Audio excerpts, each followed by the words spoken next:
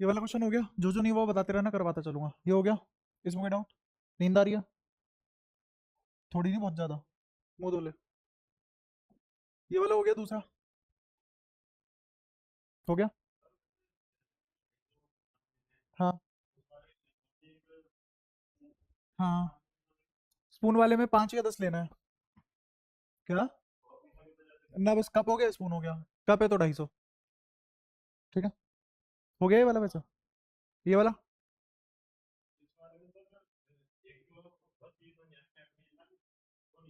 हम्म solution मत देख, solution तुम्हें देखना ही नहीं है। तुझे बता कि ये वाला सवाल में देख, अगर तुझे जानना ही है तो इतना आसान है। Electrostatic force between two charges क्या होगा? चार्ज ऑन बोथ बॉडीज मतलब ई स्क्वायर, क्योंकि प्रोटॉन पे भी उतना ही चार्ज होता है, इलेक्ट्रॉन पे भी उतना ही चार्ज होता है। अपॉन में 4 पाई एप्सिलॉन नॉट के की वैल्यू रख दी, डिवाइडेड बाय बीच की सेपरेशन आर स्क्वायर। ठीक है, ऐसे ही आ गया एफ जी। एफ जी किसके बराबर होगा? दोनों का मास। ये रहा जी, ग्रेविटेशनल कांस्टेंट। ठीक है, G M one M two, तो ये mass of electron mass of proton divided by R square. ठीक है। अच्छा, अब इसमें उसने कहा है कंपेयर करो दोनों को। तो कंपेयर कैसे करते हैं किन्हीं भी दो चीजों को? बैठ जल्दी बैठ। कंपेयर कैसे करते हैं दोनों चीजों को? किसी एक को दूसरे के टाइम्स निकालते हैं ना, कि इसका इतना गुना है या इसका इतना कम है ना? तो कंपेयर करने के लिए मैं क्या निकालूंगा? रेशियो ही तो निकालूंगा। तो मैं क्या निकाल पाऊंगा? एफ ई को एफ जी की टर्म्स में निकाल पाऊंगा अगर मैं रेशियो ले लेता हूं। ठीक है, तो इतने टाइम्स आ जाएगा। मान लीजिए आ गया एक्स, तो एक्स टाइम्स एफ जी बराबर एफ ई। एफ ई बहुत ज्यादा ही तो बड़ा होगा किससे? एफ जी से। इतना बड़ा होगा कि इसको तुम ऑलमोस्ट नेग्लेक्ट कर सकते हो। ठीक है। अच्छा, अब इलेक्ट्रोस्टैटिक एक्सेलरेशन और gravitational acceleration due to gravity पे आते हैं। एक्सेलरेशन ड्यू टू ग्रेविटी कितना होता है? जी। अगर acceleration due to gravity G है, तो acceleration due to electric field क्या होगी? ठीक है, कैसे? एम ए बराबर क्यू ई। तो ए बराबर किसका आ गया? कि ई क्यू बाय एम, जिसको मैंने क्यू बाय एम लिखा हुआ है। ठीक है। अच्छा, अगर मुझे एक्सेलरेशन ऑफ इलेक्ट्रॉन निकालनी है तो मास किसका लूंगा? इलेक्ट्रॉन का, है ना? और अगर मुझे एक्सेलरेशन प्रोटॉन की निकालनी है तो मास किसका लूंगा? प्रोटॉन का। अच्छा, मुझे ये भी पता है कि मास ऑफ इलेक्ट्रॉन बहुत कम होता है मास ऑफ प्रोटॉन से। और acceleration, electrostatic acceleration inversely proportional होती है मास के। तो क्या एक्सेलरेशन ऑफ इलेक्ट्रॉन ज्यादा आएगा एक्सेलरेशन ऑफ प्रोटॉन से? इसकी तो वैल्यू मेरे को पता है अप्रोक्सीमेटली कितनी होती है, 10। और इसकी आएगी 10⁸ से भी ज्यादा, जो कि पॉसिबल ही नहीं है। तो इसके कंपैरिजन में 10⁷ टू 9, इसके कंपैरिजन में जी की वैल्यू बिल्कुल नेग्लिजिबल है, मतलब एकदम ना के बराबर। ठीक है। हेलो, हाँ नमस्ते। हाँ हाँ, ठीक है ठीक है ठीक है। इनके जो भी डीडीपी पे डाउट है वही सोल्व हो रहे हैं अभी तो। ठीक है। एक तो भाई छिटनी करने के लिए एक तो रखनी पड़ेगी मेरे को पेटीएम इमरजेंसी में। हाँ, तो इसके कंपैरिजन में ये वाली एक्सेलेरेशन ना के बराबर। ठीक है, ऑलमोस्ट नेग्लिजिबल। तो यही सब पूछा था इसने। क्या क्या पूछा था? इसने ये पूछा था कंपेयर करके बता दो दोनों फोर्स को। फिर उसने पूछा कि एक्सेलेरेशन कंपेयर कर लो इलेक्ट्रॉन की और प्रोटॉन की, तो हमें पता है किसकी एक्सेलेरेशन ज्यादा होगी?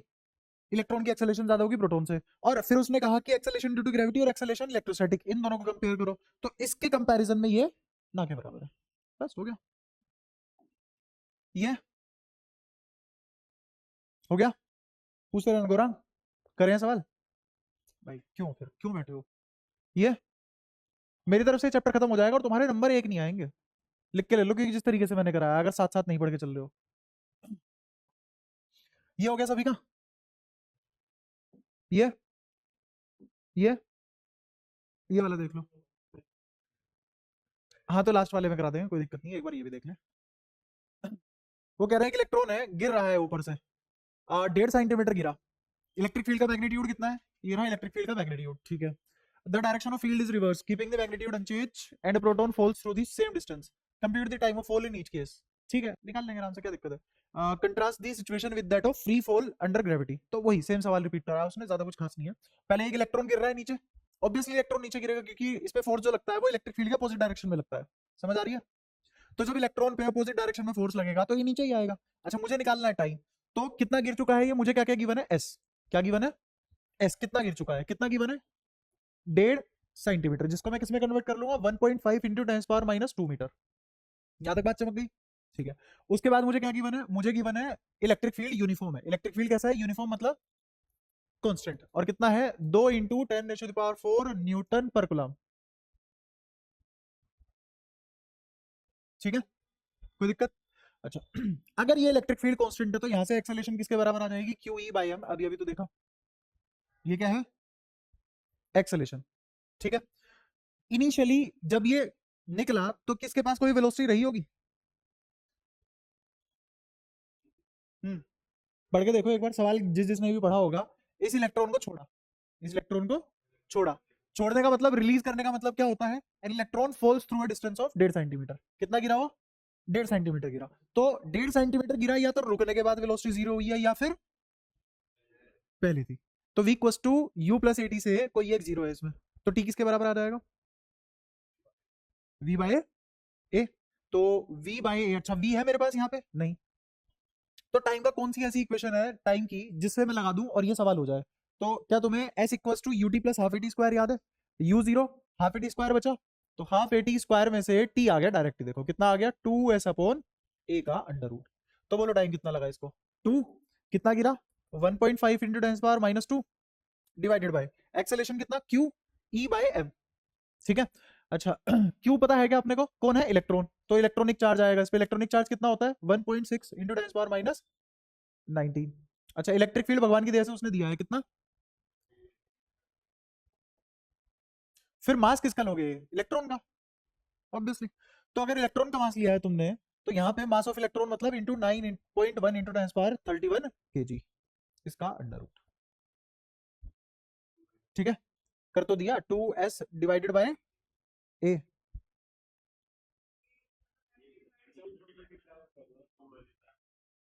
क्या चाह रहे हो तुम?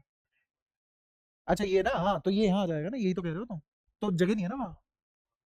करो। दो, 1.5, 10⁻⁻², ये तो हो गया 2s। अलग करो। ए कितना? क्यू कितना? 1.6 इंटू 10⁻19। ई दिया है उसने कितना? 2 इंटू 10⁻4 डिवाइडेड बाय ए कह रहा हूँ, सॉरी, कहाँ गया? एम ई कितना है? 9.1 इंटू 10⁻31। तो डिवाइड में है, ऊपर आ जाएगा वो 9.1 इंटू 10⁻31, वो भी माइनस का। अब तो कोई दिक्कत नहीं है। ये टाइम किसको लगा है? तो प्रोटॉन को कितना टाइम लगेगा? प्रोटॉन पे फोर्स कहाँ लगेगा? इलेक्ट्रिक फील्ड के अलोंग। और उसको कितना टाइम लगेगा? दूरी तो सेम ही कवर कर रहा है ना वो। तो उसको कितना टाइम लगेगा? सब कुछ सेम है, बस क्या चेंज हो जाएगा? Mass of. हाँ, बाकी देखो क्या दूरी वही चला। हाँ, एक्सेलेरेशन ही चेंज होगी। एक्सेलेरेशन भी किसकी वजह से चेंज होगी? चार्ज सेम होगा भाई, यहाँ पे माइनस का ही था, वहां प्लस का ही हो जाएगा। इलेक्ट्रिक फील्ड सेम ही है, तो क्या बदलेगा? मास ऑफ इलेक्ट्रॉन की जगह क्या आ जाएगा? मास ऑफ प्रोटॉन। और मास ऑफ प्रोटॉन कितना लोगे? 10⁻27 kg। ठीक है, -27 kg। तो इस वैल्यू की जगह बस क्या लिख दोगे? 1.6 इंटू 10⁻⁻27 kg। इसको रिप्लेस करते ही टाइम किसका आ जाएगा? प्रोटॉन का। ठीक है। फिर उसने क्या बोला कि कंप्यूट द टाइम। ठीक है, contrast the situation with that of free fall under gravity. Again यहां से अगर तुम एक्सेलरेशन निकालोगे, तो एक्सेलरेशन किसके हिसाब से निकालोगे? इलेक्ट्रिक फील्ड के हिसाब से निकालोगे। तो एक्सेलरेशन कितनी आएगी? Q E by M. Q E by M को अगर मैं तुम्हें दिखाना चाहूँ, जैसे पिछले सवाल में भी हमने कंपेयर किया था, तो क्यू कितना होगा? 1.6 इंटू 10⁻⁻90। बहुत बढ़िया। ई कितना? 2 इंटू 10⁻4। नीचे मास ऑफ इलेक्ट्रॉन, तो इलेक्ट्रॉन का मास 9.1 इंटू 10⁻31। जब इस -31 को ऊपर लेके जाओगे, क्या प्लस का 31 आ जाएगा? प्लस का 31 प्लस 4 35, 35 माइनस 19, 35 में से 20 घटाने ऑलमोस्ट 16, तो 10⁻16 एक्सेलेरेशन। और जी कितना होता है? 10 बस। तो इसका मतलब acceleration due to gravity is negligible in comparison to acceleration gain by electron और प्रोटॉन। ठीक है, under the influence of electric field. क्या सारी बातें क्लियर हो गई? हाँ हाँ, डायरेक्शन उल्टी होगी। ठीक है, नहीं नहीं, इसने अगर इलेक्ट्रिक फील्ड की डायरेक्शन पलट दी तो नीचे ही गिरेगा, क्योंकि तुम तो इतना याद रखो कि इस प्रोटॉन पे फोर्स किधर लगता है? Along the electric field. और इलेक्ट्रॉन होता तो यही अपोजिट टू इलेक्ट्रिक फील्ड। तो इलेक्ट्रिक फील्ड दो टाइप के फोर्स लगा सकता है, बल्कि इलेक्ट्रिक फील्ड नहीं लगाता, वो चार्ज की प्रॉपर्टी है। किसकी प्रॉपर्टी है? चार्ज की। अगर इसमें नेगेटिव चार्ज रख दोगे तो इलेक्ट्रिक फील्ड के अपोजिट फोर्स लगेगा उस पर, पॉजिटिव चार्ज रख दोगे तो उस पर along the electric field force लगेगा। ठीक है। और बताओ ऐसे सवालों में और कोई समस्या? पक्का? ये वाला, ये वाला नहीं हुआ? अच्छा, तेरा हो गया? ये वाला इसमें है दिक्कत? बता देख दिक्कत कहाँ है। ये -10 +10, तो इसके एक्सियल लाइन पे रखा हुआ है। अगर ये एक्सियल लाइन पे रखा हुआ है तो कितना टाइम लगेगा इलेक्ट्रिक फील्ड निकालने में? इक्वल्स टू 2 के की value 9 into 10⁻9 P, dipole moment निकाल लेंगे। पी कितना हो जाएगा? बीच की दूरी और इंटू 10, तो कोई भी चार्ज ले ले 10 इंटू 10⁻6। समझ में आ रहा है 10⁻6 क्यों लिखा? क्योंकि माइक्रो कूलम्ब है। आइदर चार्ज इंटू बीच की दूरी, बीच की दूरी उसने दी होगी, कहीं तो दी होगी, 5 5 5 इंटू को सेंटीमीटर में कन्वर्ट करोगे तो कितना आएगा? सेंटीमीटर में क्यों कर रहे हो, मीटर भी कर लो, कितना आ जाएगा? 10⁻3 या 4? हाँ, -3। अच्छा, और क्या बचा? 2 kp बाय, ये क्या लिखा है मैंने? p, 2 kp by r³ r कौन है? ये वाली दूरी कितनी है? 15 सेंटीमीटर, तो 15 इंटू 10⁻⁻, सेंटीमीटर ना, -2 की पावर 3। ठीक है, या तो कोई दिक्कत? अच्छा, ऐसे ही इक्वेटोरियल में आ जाएगा। इक्वेटोरियल में इलेक्ट्रिक फील्ड क्या लिखोगे? kp by r³। मुझे कैसे पता लगेगा ये डायपोल है? नहीं, मैंने 15 सेंटीमीटर, सुनना ध्यान से, इस 15 सेंटीमीटर को इस 5 से कंपेयर किया है। क्या 5 15 सेंटीमीटर के रेस्पेक्ट में बहुत ज्यादा है? और मैंने कंडीशन क्या लिखवाई थी डायपोल की? कि मेरा आर बहुत ज्यादा बड़ा होना चाहिए, किससे? एल से, एल से। ठीक है, और एल क्या है? ये वाली दूरी, याद आया? और ये वाली दूरी क्या है? आर। तो इस आर के कंपैरिजन में, इस आर के, ये आर कितना है? 15, और ये वाला एल कितना है जो हमने डेरिवेशन की थी उसके हिसाब से? 2.5। तो 2.5 और 15 सेंटीमीटर, है ही नहीं कोई कंपैरिजन। बहुत बड़ा है भाई 15 सेंटीमीटर 2.5 के हिसाब से, है ना? 2.5 कितना होता है? स्केल में 1 सेंटीमीटर के भी 10वें हिस्से पे जाओ और उसका 2.5 गुना लो, और फिर कंपेयर करो उसी स्केल पे 15 सेंटीमीटर का है, पता लग जाएगा कितना बड़ा है। ठीक है, कोई दिक्कत यहाँ तक? ये सारी बातें क्लियर है? तो इस, हाँ बता। क्या? हाँ, क्यों आप क्यों करेंगे?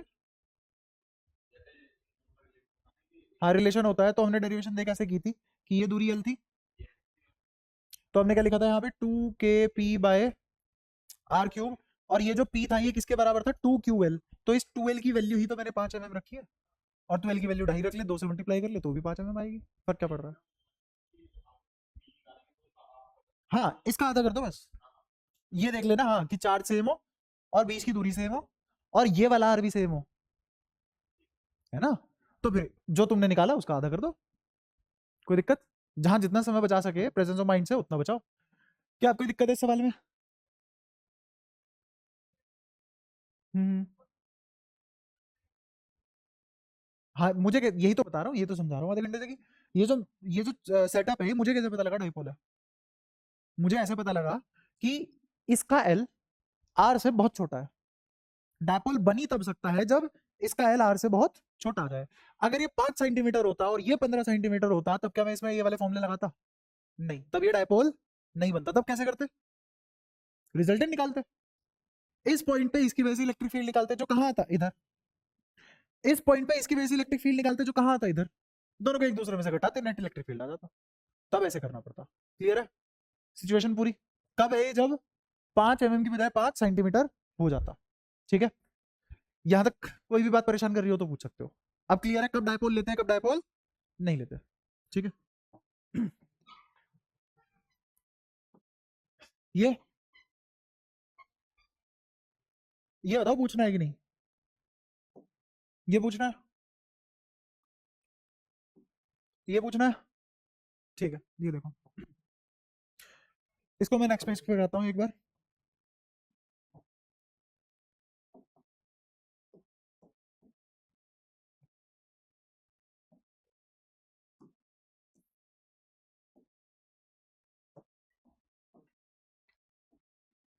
इस पे जो बीच में चार्ज है वो है Zd, ये है एटम, इलेक्ट्रिकली न्यूट्रल। इलेक्ट्रिकली अगर ये न्यूट्रल है तो इस पे क्यू नेट क्या होगा, जीरो।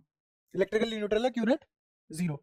अच्छा, क्यू नेट जीरो होने का मतलब सेंटर पे तो एक पॉजिटिव फैला हुआ है ना Zd, तो इसका मतलब यहां इस सेंटर से लेके पूरी आर दूरी तक क्या फैला हुआ होगा, माइनस Zd, यूनिफॉर्मली डिस्ट्रीब्यूटेड। उसने सवाल में नहीं बताया, ये मैंने खुद पहचाना। कैसे पहचाना, ओवरऑल एटम न्यूट्रल होता है, न्यूट्रल तो तब होगा ना जितना सेंटर में प्लस Zd चार्ज है उतना ही पूरे स्पेस में क्या फैला हो, माइनस Zd। ठीक है। अच्छा, अब मेरे से कोई पूछे कि इस जगह पे मुझे इलेक्ट्रिक फील्ड निकाल दो, वो तो हो गया जीरो, बात ही खत्म। कैसे, पूरा नेट चार्ज क्या है ये, जीरो, जिनका positive effective centre negative effective centre coincide भी कर रहा है, तो उसकी वजह से यहाँ इलेक्ट्रिक फील्ड जीरो। अच्छा, तो ये क्या हो गया, एट आर बड़ा है कैपिटल आर से, वहां इलेक्ट्रिक फील्ड जीरो। अगर मैं बोल दूं कि मेरा आर बराबर है कैपिटल आर के, तो इस पॉइंट पे इलेक्ट्रिक फील्ड कितना होगा, जीरो, यहाँ पे भी जीरो।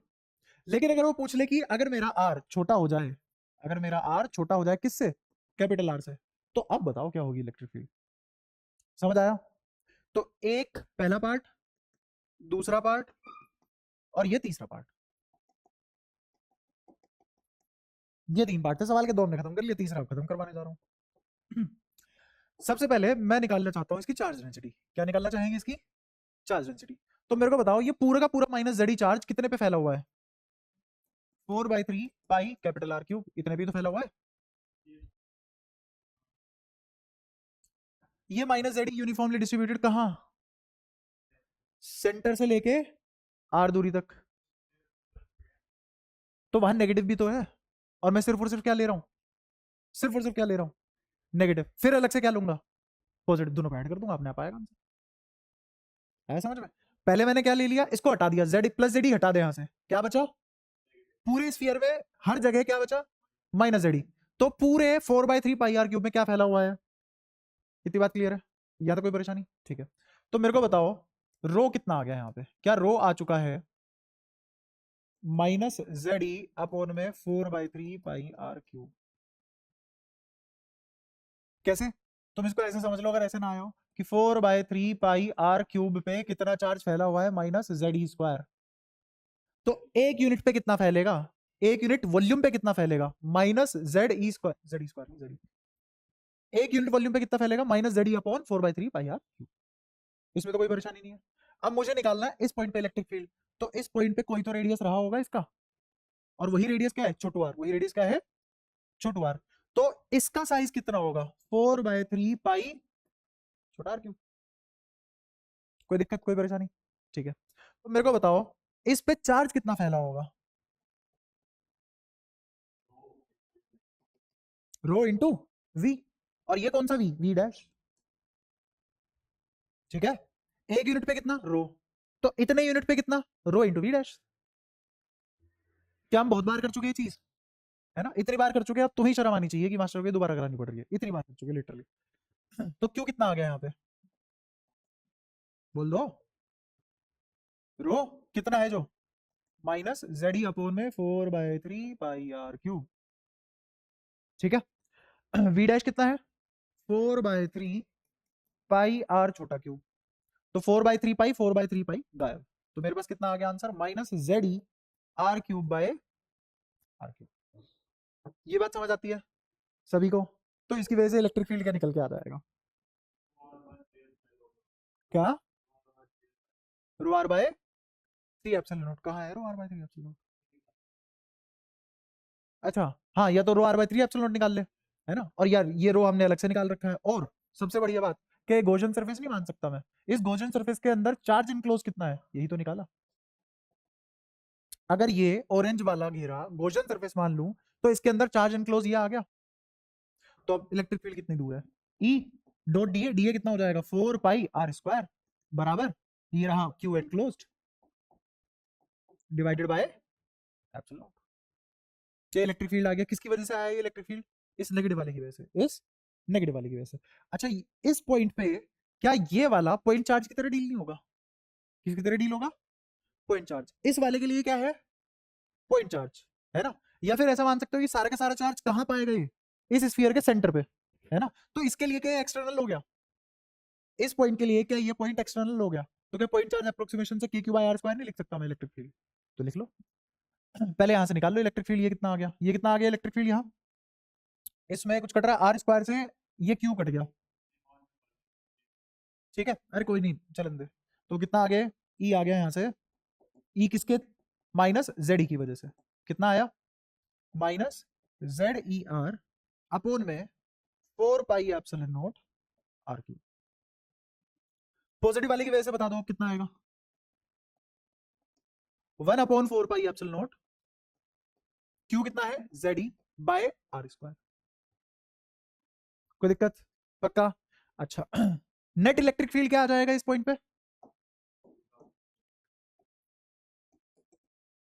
नेट इलेक्ट्रिक फील्ड आ जाएगा, अगर मैं इसको नाम दे दूं 1, इसको नाम दे दूं 2, तो E1 plus E2 vectorially add करेंगे, दोनों एक दूसरे के उल्टे लग रहे होंगे, एक क्योंकि माइनस की वजह से लग रहा है, एक प्लस की वजह से लग रहा है, तो यहाँ ऐड कर दो इनको, तो फाइनल स्टेप में क्या आ जाएगा, इन दोनों का एडिशन। अच्छा इन दोनों का एडिशन में ध्यान से देखना, 1 अपॉन 4 पाई एप्सिलॉन नॉट तो के है, बाहर निकाल लूं, तो के बाहर आ गया, इन दोनों को ऐड कर रहा हूँ यहीं कहीं, देखते रहना, के बाहर निकाल लिया, जेड ई भी कॉमन है दोनों में, बाहर निकाल लो, जेड ई भी बाहर निकाल लिया, ठीक है। अब जो बचा है वो अंदर लिख दो, अंदर क्या बचा, यहां बचा 1 अपॉन माइनस, यहां बचा आर अपॉन, आ गया आंसर, ये है तुम्हारा ही नेट, ठीक है। हाँ बता, हाँ हाँ, नहीं मैंने सिर्फ नेगेटिव चार्ज डेंसिटी निकाली, नहीं ये इंक्लूड नहीं हुआ, ऐसा हुआ देख, वही है असलियत में, कि उसने कहा ये है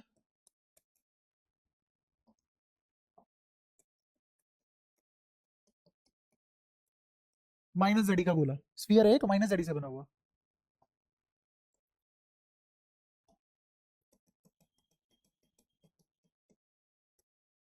ये है प्लस जेडी से बना हुआ गोला। चार्ज, इलेक्ट्रिक फील्ड को चार्ज के मैग्नीट्यूड से फर्क पड़ता है, साइज से थोड़ी ना, क्योंकि छोटे साइज में बहुत ज्यादा चार्ज आ सकता है, एग्जाम्पल वेल्डिंग, देखिए कभी वेल्डिंग, ज्यादा मत देखना अंधे हो जाओगे, बट फिर भी तुम्हें पता है वहां से क्या चार्ज निकलता है ना। ये गोला अलग है, इसकी वजह से किसी आर दूरी पे मैंने अलग से आइसोलेशन में इलेक्ट्रिक फील्ड निकाला, जो कितना था क्योंकि वायर स्क्वायर, इसकी वजह से मैंने सेंटर से किसी आर दूरी पे इलेक्ट्रिक फील्ड निकाला, जो गॉसियन सरफेस की वजह से निकाला, E into 4 pi R square बराबर में charge density into volume upon में एप्सिलॉन नॉट, क्योंकि क्यू एनक्लोज किसके बराबर होगा, रो वी, तो रो वी अपॉन में एप्सिलॉन नॉट। अगर किसी को एनालॉजी आती है तो वो 2 स्टेप में खत्म कर लेगा इसको, है ना। भाई तुम्हें तो दिखाना था, मुझे ये समझाना था, और फिर भी तुमने मुंह आके ऐसे देखा, पता नहीं क्या ही तो चल रहा है भाई साहब, क्या ही तो पुराण पढ़ा दिए इस आदमी ने। असलियत में ये सवाल इतना सा है बस, कि तुम यहाँ क्या लिखोगे, इसकी वजह से इलेक्ट्रिक फील्ड क्या लिखोगे, तुम्हें पता है 1/4 पाई आर स्क्वायर इधर आ जाएगा, ऊपर लिखा जाएगा रो वी जो है चार्ज एनक्लोज्ड, रो वी जो है चार्ज एनक्लोज्ड, और रो कितना है minus Z E upon 4/3 pi R cube, ये आ गया रो, इनटू वी किस वॉल्यूम पे निकालना है मुझे, छोटे आर वाले वॉल्यूम पे निकालना है, तो इस वाले से मल्टीप्लाई कर दो, तो 4/3 पाई छोटा आर क्यूब, अच्छा डिवाइडेड बाय एप्सिलॉन नॉट, ये है क्यू एनक्लोज्ड अपॉन में एप्सिलॉन नॉट, और ये था E into 4 pi R square, निकला एक स्टेप। दूसरा स्टेप इसका कितना है, 1/4 pi epsilon not Z E by कितनी दूरी पे निकालना है, R square, point charge approximation, क्या आ गया ई नेट, एक स्टेप ये रहा, अगला स्टेप आंसर, क्या ये वाला पॉजिटिव है ये वाला नेगेटिव है, कहाँ है, अरे जेड जेड, ठीक है। क्या अगर तुम्हें अच्छे से आता है तो मैं प्रूफ कर चुका हूं, 2 ही स्टेप का था ये, तुम पता नहीं क्यों खो इन सब सवालों का, ठीक है। अरे हाँ भाई सच में आसान है, पढ़ो तो उस तरीके से। अच्छा सबको समझ आने वाला सवाल, इस पे आ जाओ एक्सरसाइज पे, ये वाला बोलते रहना, सारे हटा दो, खत्म, अगली शीट, हाँ भाई बोलते रहना, जिसमें जिसको डाउट लिख के लाए होंगे तुम, रोक देना जहां भी रुकवाना हो, या फिर मैं अपनी तरफ से तुम्हें चेक करने के लिए कुछ कुछ पूछ लेता हूँ बीच में से, ये बताना,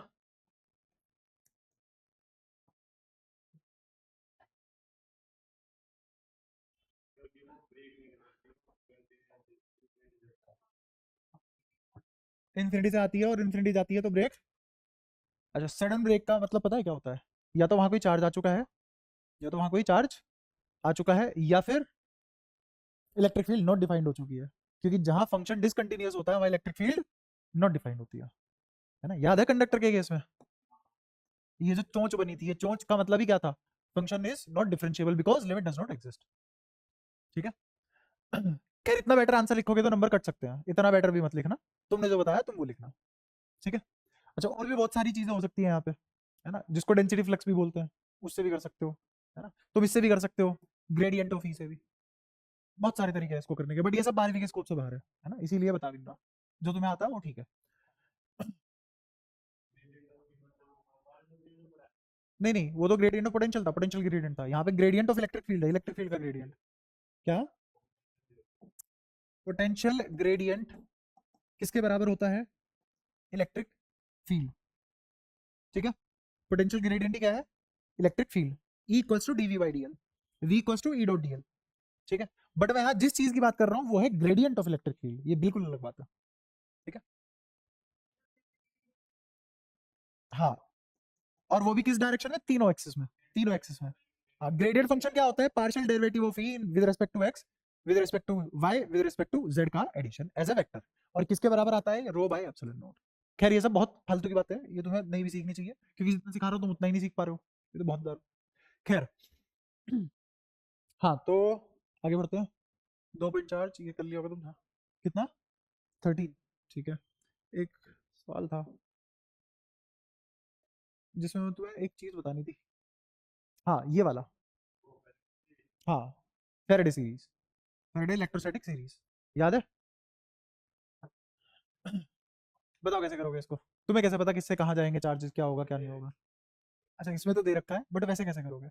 तो मैं उसके लिए हाँ एक फैराडे सीरीज लिखवा देता हूँ जो मैंने नहीं पढ़ाई तुम्हें अभी तक।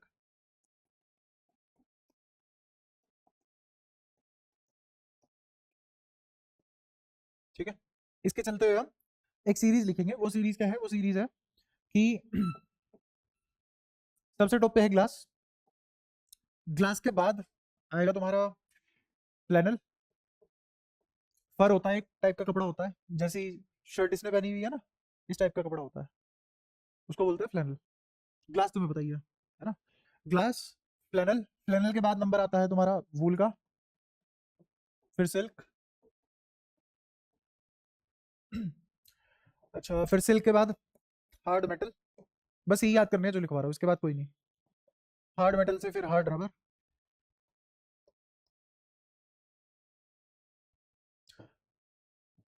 हार्ड रबर से फिर वैक्स,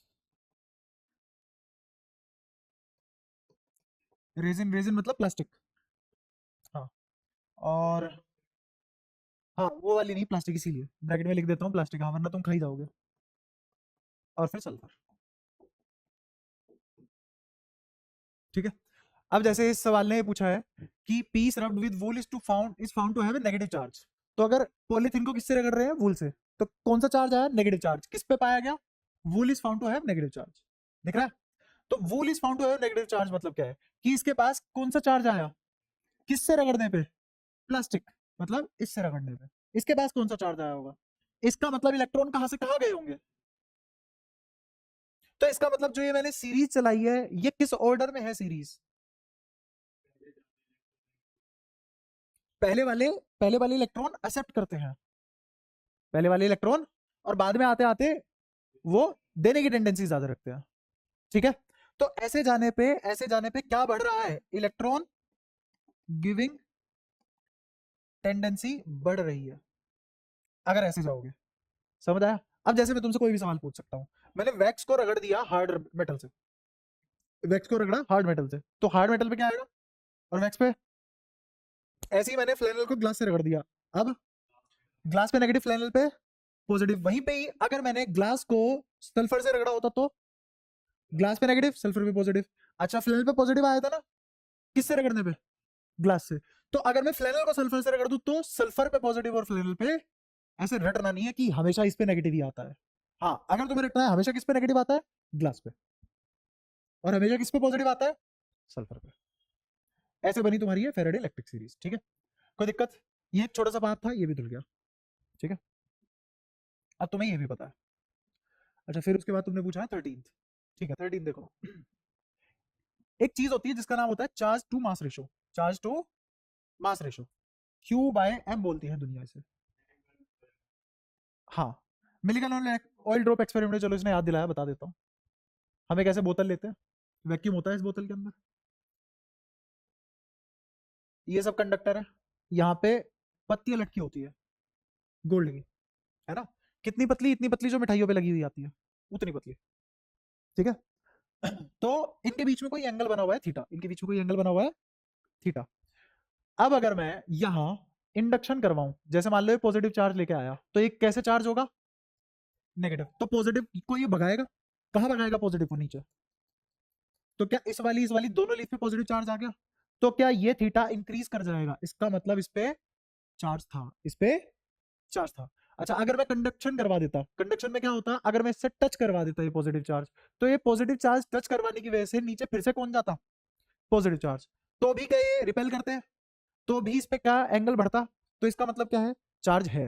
इसका मतलब क्या है? चार्ज है। अगर मैं यहां नेगेटिव रोड लेके आता तो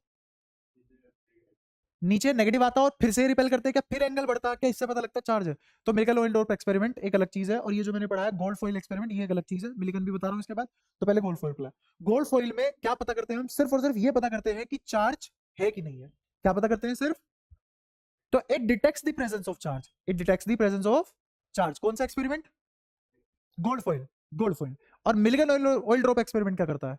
वो हम पानी गिराते हैं, पानी कह रहा हूं, या फिर कोई भी तेल ऑयल गिराते हैं, किसमें? इलेक्ट्रिक फील्ड में। तो वो इलेक्ट्रिक फील्ड उसको बैलेंस करता है, उसको बैलेंस करता है। वैक्यूम बना देते हैं ताकि एयर रेजिस्टेंस ना लेनी पड़े, क्योंकि अगर एयर रेजिस्टेंस ली तो बेयंसी फोर्स आएगा। तो अब मेरे को ग्रेविटेशनल फोर्स को किससे बैलेंस करवाना है? इलेक्ट्रोस्टैटिक फोर्स से। ग्रेविटी की फोर्स को किससे बैलेंस करवाओगे? ये बात कह रहा हूं मैं, सुनना। ऐसे लगा दिया इलेक्ट्रिक फील्ड, लग गया, और ऐसे लग रहा है ग्रेविटेशनल फील्ड, और यहां गिरा दी तुमने एक ड्रॉप, किसकी? ऑयल की। कोई दिक्कत? तो ये ऑयल यहां आके रुक गई, कहां आ गई? इक्विलिब्रियम में। इक्विलिब्रियम में आ गई, चाहे रुके भी ना। इसका मतलब अब ये अगर दौड़ेगी तो कांस्टेंट वेलोसिटी दौड़ेगी, वरना रेस्ट पे होगी। दो ही सीन हो सकते हैं। वेलोसिटी अब नहीं बदल सकती, क्यों? क्योंकि इक्विलिब्रियम में एक्सेलरेशन खत्म हो गई। कोई दिक्कत? तो जो भी वेलोसिटी होगी इसकी, इसको क्या बोलेंगे? टर्मिनल वेलोसिटी, है ना। वो सब तुमने पढ़ा होगा। खैर, उतने की जरूरत नहीं है। अभी मैं क्या करने वाला हूँ? एफ इलेक्ट्रोस्टैटिक को किसके बराबर करने वाला हूँ? एफ ग्रेविटी के। एफ ग्रेविटी किसके बराबर? मास इंटू जी। जी तो यहां लिख लिया, मास को मैं क्या लिख सकता हूँ? रो इंटू वी, है ना। ये rho into we, row charge वाला है, मास वाला है? मास वाला है।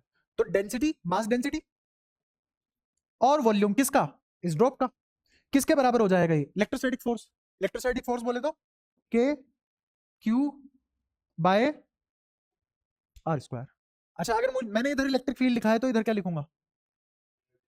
Gravitational field. तो ये हटा भी तो जी के बराबर कर दो, और अगर फोर्स बराबर करना है तो Q1 Q2 ले लो। तो यहां से ये भी आ जाएगा चार्ज कितना था, यहां से क्या आ जाएगा? चार्ज कितना था। ठीक है। और अगर मैं ये भी क्वांटाइजेशन लगा दूं, इलेक्ट्रिक फील्ड में क्या लगा दूं? क्वांटाइजेशन। जैसे मैंने कहा के क्यू बाय आर स्क्वायर किसके बराबर है? या फिर ऐसा कर लो ना, क्यू ई बाय एन किसके बराबर है? तभी तो बैलेंस हुआ होगा। अब इस क्यू को क्या लिख दो? N E. क्या लिख दो? N E. समझ आ गया? अब यहां से क्या इस ई की वैल्यू निकल जाएगी? एन पता होगा अपने को, ई पता होगा, मास हमने खुद लगाया है, जी भी लग रहा है, सारी वैल्यू पता है, क्या ई निकल के आ जाएगा। और इस एक्सपेरिमेंट से ई की वैल्यू कितनी आती है? 1.6 × 10⁻90। ऐसे निकलता है। ठीक है। कोई दिक्कत? तो जो तुम जो पूछते जा रहे हो सब बताया जा रहा है तुम्हें, चाहे हो सिलेबस में ना हो, फर्क नहीं पड़ रहा, बताया जाता है जो तुम पूछते हो। ठीक है। लेकिन ऐसे नहीं है, अब तुम ग्रेजुएशन की चीज पूछो, वो मैं तो बता दूंगा, बट तुम्हारे पल्ले नहीं पड़ेगी, टाइम वेस्ट होगा। हाँ, तो ये क्वेश्चन है, ये कह रहा है कि कौन सा give the sign of three charges. तो साइन तो पता ही लग गए होंगे तेरे को, है ना। साइन में तो कोई दिक्कत होगी नहीं। सब बता दो, पहले वाले का क्या साइन होगा, दूसरे वाले का, तीसरे वाले का। बहुत बढ़िया। अच्छा, फिर वो बोल रहा है which particle has the highest charge to mass ratio. यही है charge to mass ratio, Q by M. ठीक है। ध्यान से देखना, जब ये पार्टिकल यहां एंटर किया तो इसकी सारी की सारी वेलोसिटी कौन से एक्सिस में थी? यू सारा का सारा किसमें था? एक्स एक्सिस में। वाई एक्सिस में यू वाई कितना था? 0। बट वाई एक्सिस में एक एक्सेलरेशन लगेगी जिसका नाम होगा Q E by M. Y axis में एक एक्सेलरेशन लगेगी क्यू ई बाय एम नाम की। लेकिन एक्स एक्सिस में कोई एक्सेलरेशन नहीं लगेगी, क्यों? क्योंकि इलेक्ट्रिक फील्ड तो ऐसे बनेगा ना, और इसके परपेंडिकुलर डायरेक्शन में कोई भी एक्सेलरेशन, तो इसका मतलब ये वाली एक्स एक्सिस में वेलोसिटी तो हो गई कांस्टेंट, और वाई में वेलोसिटी बदलेगी किस एक्सेलरेशन से, क्यू बाय एम नाम की एक्सेलरेशन से। ये बात क्लियर है? ठीक है, अब धीरे धीरे बढ़ते हैं आगे की तरफ। तो मेरे को बताओ, अगर यू एक्स कॉन्स्टेंट है, अगर यू एक्स कॉन्स्टेंट है, तो यू एक्स कॉन्स्टेंट होने का मतलब सीधा सीधा ये आ गया कि यू एक्स बराबर एस इंटू टी। ठीक है, और एस क्या है, तय की गई दूरी। मान लो क्या, अरे एस गिवन होगा, कितना चल लिया, अच्छा हाँ, ठीक है, और एस कितना है इस प्लेट की लेंथ, एस कितना है इस प्लेट की लेंथ, कोई नहीं, तो इस प्लेट की लेंथ और यूएक्स, तो टाइम कितना आ गया, यहां से टाइम निकाल लो, कितना आया, एल अपॉन यू एक्स। इसमें तो कोई दिक्कत नहीं किसी को। तो मैंने एक्स एक्सेस वाली इक्वेशन से क्या निकाल लिया, टाइम। इनिशियली वाई एक्सेस में क्या वेलोसिटी थी, जीरो, तो S equal to half A T square, S equal to half A T square. तो एस की क्या है, ये वाई एक्सेस में कितना चला, जैसे मान लो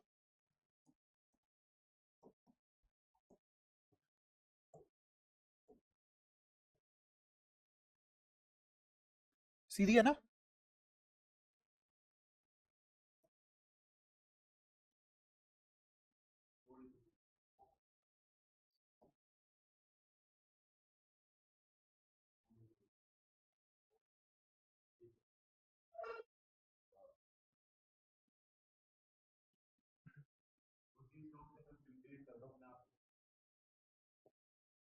ठीक है, तो ये तीन लाइनें बना ली मैंने, ये थी लाइन ऑफ एक्शन। अगर इलेक्ट्रिक फील्ड ना होता, चार्ज यहां जाता, अगर इलेक्ट्रिक फील्ड ना होता, टू चार्ज यहां जाता, अगर इलेक्ट्रिक फील्ड ना होता तो थर्ड चार्ज यहां जाता। क्लियर है? तो अब मैं जो निकालने जा रहा हूं वो है वाई एक्सिस, वाई एक्सिस में कितना चला, तो वाई किसके बराबर आ जाएगा, half A T square, half A कितना है Q E by M, T कितना है एल बाय यू एक्स, और इसका स्क्वायर। यहां तक कोई परेशानी? अच्छा, ये तो कांस्टेंट है, और अब प्लेट की लेंथ थोड़ी ना बदल दोगे तुम, तो ये भी तो कांस्टेंट है। इलेक्ट्रिक फील्ड तुमने अपने सगे हाथों से कांस्टेंट बना रखा है, दो प्लेट के बीच में कांस्टेंट ही होता है इलेक्ट्रिक फील्ड। ठीक है, हाफ ऑलरेडी कांस्टेंट है, हाफ ऑलरेडी कांस्टेंट है, तो क्या मैं लिख सकता हूं मेरा वाई डायरेक्टली प्रोपोर्शनल आ गया क्यू बाई एम के, बाकी सब तो कांस्टेंट थे। और इसी को तो मैंने डिफाइन किया चार्ज टू मास रेशियो, इसको बोलते हैं स्पेसिफिक चार्ज, क्या बोलते हैं, स्पेसिफिक चार्ज। हाँ, जिसका चार्ज टू मास रेशियो सबसे ज्यादा होगा उसमें वाई डिस्प्लेसमेंट भी सबसे ज्यादा होगी, या फिर ऐसा बोल लो कि जिसकी वाई सबसे ज्यादा थी उसका चार्ज टू मास रेशियो भी सबसे ज्यादा था। मैंने कॉन्सेप्ट सिखा दिया, बट मेरे को इसका आज तक आंसर नहीं पता लगा, पीछे देख लेना एनसीईआरटी में क्या दिया हुआ है, क्योंकि मैं क्या देख के बता दूं भाई किसकी डिस्प्लेसमेंट ज्यादा है, मैं कैसे बता दूं ये बड़ा है कि ये बड़ा है कि ये बड़ा है, आई बोल करके। मेरे को तो तीसरे का छोटा लग रहा है, और मेरे ख्याल से तीसरे का सबसे ज्यादा दिया हुआ है उसने, है ना? तो ये किसकी गलती है, डायग्राम की गलती है, इसमें हम कुछ नहीं कर सकते। हाँ, अंदाजे से वो तुम्हें पीछे से आंसर टीपना पड़ेगा, कॉन्सेप्ट मैंने समझा दिया है। अब किसका वाई ज्यादा है वो हम आंखों से नहीं पहचान सकते, या तो वो हमें सेंटीमीटर में देता तो मैं एग्जैक्ट बताता तुम्हें, मैं क्या बता दूं, है ना? क्या दिया हुआ है पीछे, कितना, तीसरा, फिर अच्छा बस तीसरा दिया हुआ है, हाँ तो फिर ठीक है, तीसरे वाले का वाई सबसे ज्यादा दिया हुआ है उसने, मुझे तो नहीं लग रहा तीसरे का वाई सबसे ज्यादा है, डायग्राम से उसमें यही दिया हुआ है, बट मैंने तुम्हें थ्योरी पढ़ा दी, कॉन्सेप्ट पढ़ा दिया, सवाल करवा दिया। तो वाई किसके ऊपर डिपेंड करता है, चार्ज टू मास रेशियो के ऊपर डिपेंड करता है, जिसका चार्ज टू मास रेशियो सबसे ज्यादा उसका वाई भी सबसे ज्यादा। क्लियर है? ठीक है। ये consider uniform electric field इतना, what is the flux of this field through a square of 10 centimeter on side parallel to bicep plane। देखो उसने कहा है what is the flux of field through a square of 10 centimeter, तो मेरे को एक 10 centimetre का स्क्वायर लेना है, whose plane is parallel to yz plane, तो yz plane बना लेते हैं, ये z, ये y, ये रहा yz plane, इसके पैरेलल है, रख दिया यहाँ। क्या x एक्सिस के परपेंडिकुलर है, इलेक्ट्रिक फील्ड x एक्सिस में ही है, इसका एरिया वेक्टर भी क्या x एक्सिस में आएगा, तो e डॉट आ जाएगा, और डॉट हटा के cos 0 1 आ जाएगा। ठीक है, तो तुम किसकी मल्टीप्लाई किससे कर दोगे, इसकी मल्टीप्लाई इससे कर दोगे, बट यूनिट कन्वर्ट कर लेना, इसको क्या लिख लेना, 10 into 10⁻⁻2 metre into 3 into 10⁻³ newton per coulomb. तो क्या निकल जाएगा तुम्हारे यहाँ से, फ्लक्स, तो कितना आ गया, ये इसने और इसने इसको मार दिया, क्यों, अच्छा एरिया है ना, हाँ हाँ ठीक है ठीक है, तो 10 इंटू 10 की पावर -2, तो कितना बचा? 0.3 बच गया। तो 0.3 न्यूटन मीटर पर कूलम, ये आ गया फ्लक्स। अब अगर तुमसे चार्ज पूछे तो क्या करोगे? इसमें किसकी मल्टीप्लाई कर दोगे? एप्सिलॉन नोट की। इसमें किसकी मल्टीप्लाई कर दोगे? एप्सिलॉन। अच्छा, एक और चीज जो मैंने तुम्हें नहीं बताई शायद कभी, ये जो तुम लिखते हो, गॉस थ्योरम लिखते हो या फिर जो भी तुम लिखते हो कि charge is directly proportional to magnitude of charge is directly proportional to number of field line, या फिर number of field line is directly proportional to magnitude of charge, ये जो बात तुम लिखते हो, इसमें ऐसा होता है ना कि क्यू चार्ज है, तो क्यू चार्ज से कितनी इलेक्ट्रिक फील्ड लाइन निकलेगी? निकलेगी कुछ तो निकलेगी, है ना? मान लो क्यू चार्ज से 1 यूनिट मान ली मैंने, ठीक है? या फिर और ढंग से समझो, तो ये वाला जो कॉन्सेप्ट होता है क्यू बाय एप्सिलॉन, कौन से वाला कॉन्सेप्ट? Q by epsilon. किस क्या बोलते हैं हम इसको? फ्लक्स। फ्लक्स क्या है? Counting of line. फ्लक्स क्या है? ये वाला कॉन्सेप्ट सिर्फ और सिर्फ मैक्रो के लिए वैलिड होता है, माइक्रो के लिए वैलिड नहीं होता। प्रूव करा सकता हूं मैं कह रहा हूं इस चार्ज को एलिमेंट्री चार्ज रखो। क्या रखो? Elementary charge. तो कितना हो जाएगा? 1.6 इंटू 10⁻19 डिवाइडेड बाय 8.85 इंटू 10⁻12, ये आया तुम्हारा फ्लक्स। ये कौन सा फ्लक्स है भाई? नेगेटिव में कौन सी गिनती होती है? हम्म, अरे हाँ, नेगेटिव में मतलब ऐसे है ना कि 0.0000 समथिंग कुछ, ये कौन सी लाइन है? तो कैसी गिनती है? 1 2 3 होगी ना काउंटिंग, तो ये कैसी काउंटिंग है? तो क्या मैंने लगे हाथ ये भी बता दिया तुम्हें कि ये सिर्फ किसके लिए वैलिड है? माइक्रो के लिए वैलिड नहीं है। इसका मतलब ये कंटिन्यूस चार्ज बॉडी के लिए वैलिड है, डिसकंटिन्यूस या फिर एक जो एलिमेंट्री चार्ज होते हैं या फिर बहुत छोटे छोटे चार्ज होते हैं उनके लिए वैलिड नहीं है। इवन माइक्रो चार्ज माइक्रो कलाम में भी लोगे तो भी वैलिड नहीं हो पाएगा। कहाँ करते हैं? कब करा? बता एक जगह बता हमने ऐसे निकाला हो फ्लक्स, एक भी जगह नहीं किया, ठीक है? तो ये जो अपना फ्लक्स वाला फंडा है किसके लिए वैलिड है? मैक्रो। माइक्रो के लिए वैलिड नहीं है। और क्वांटाइजेशन कहाँ वैलिड है? माइक्रो। मैक्रो के लिए क्वांटाइजेशन वैलिड नहीं है, ठीक है? ये हो गया करवाना है, बता चलो और आगे फिर।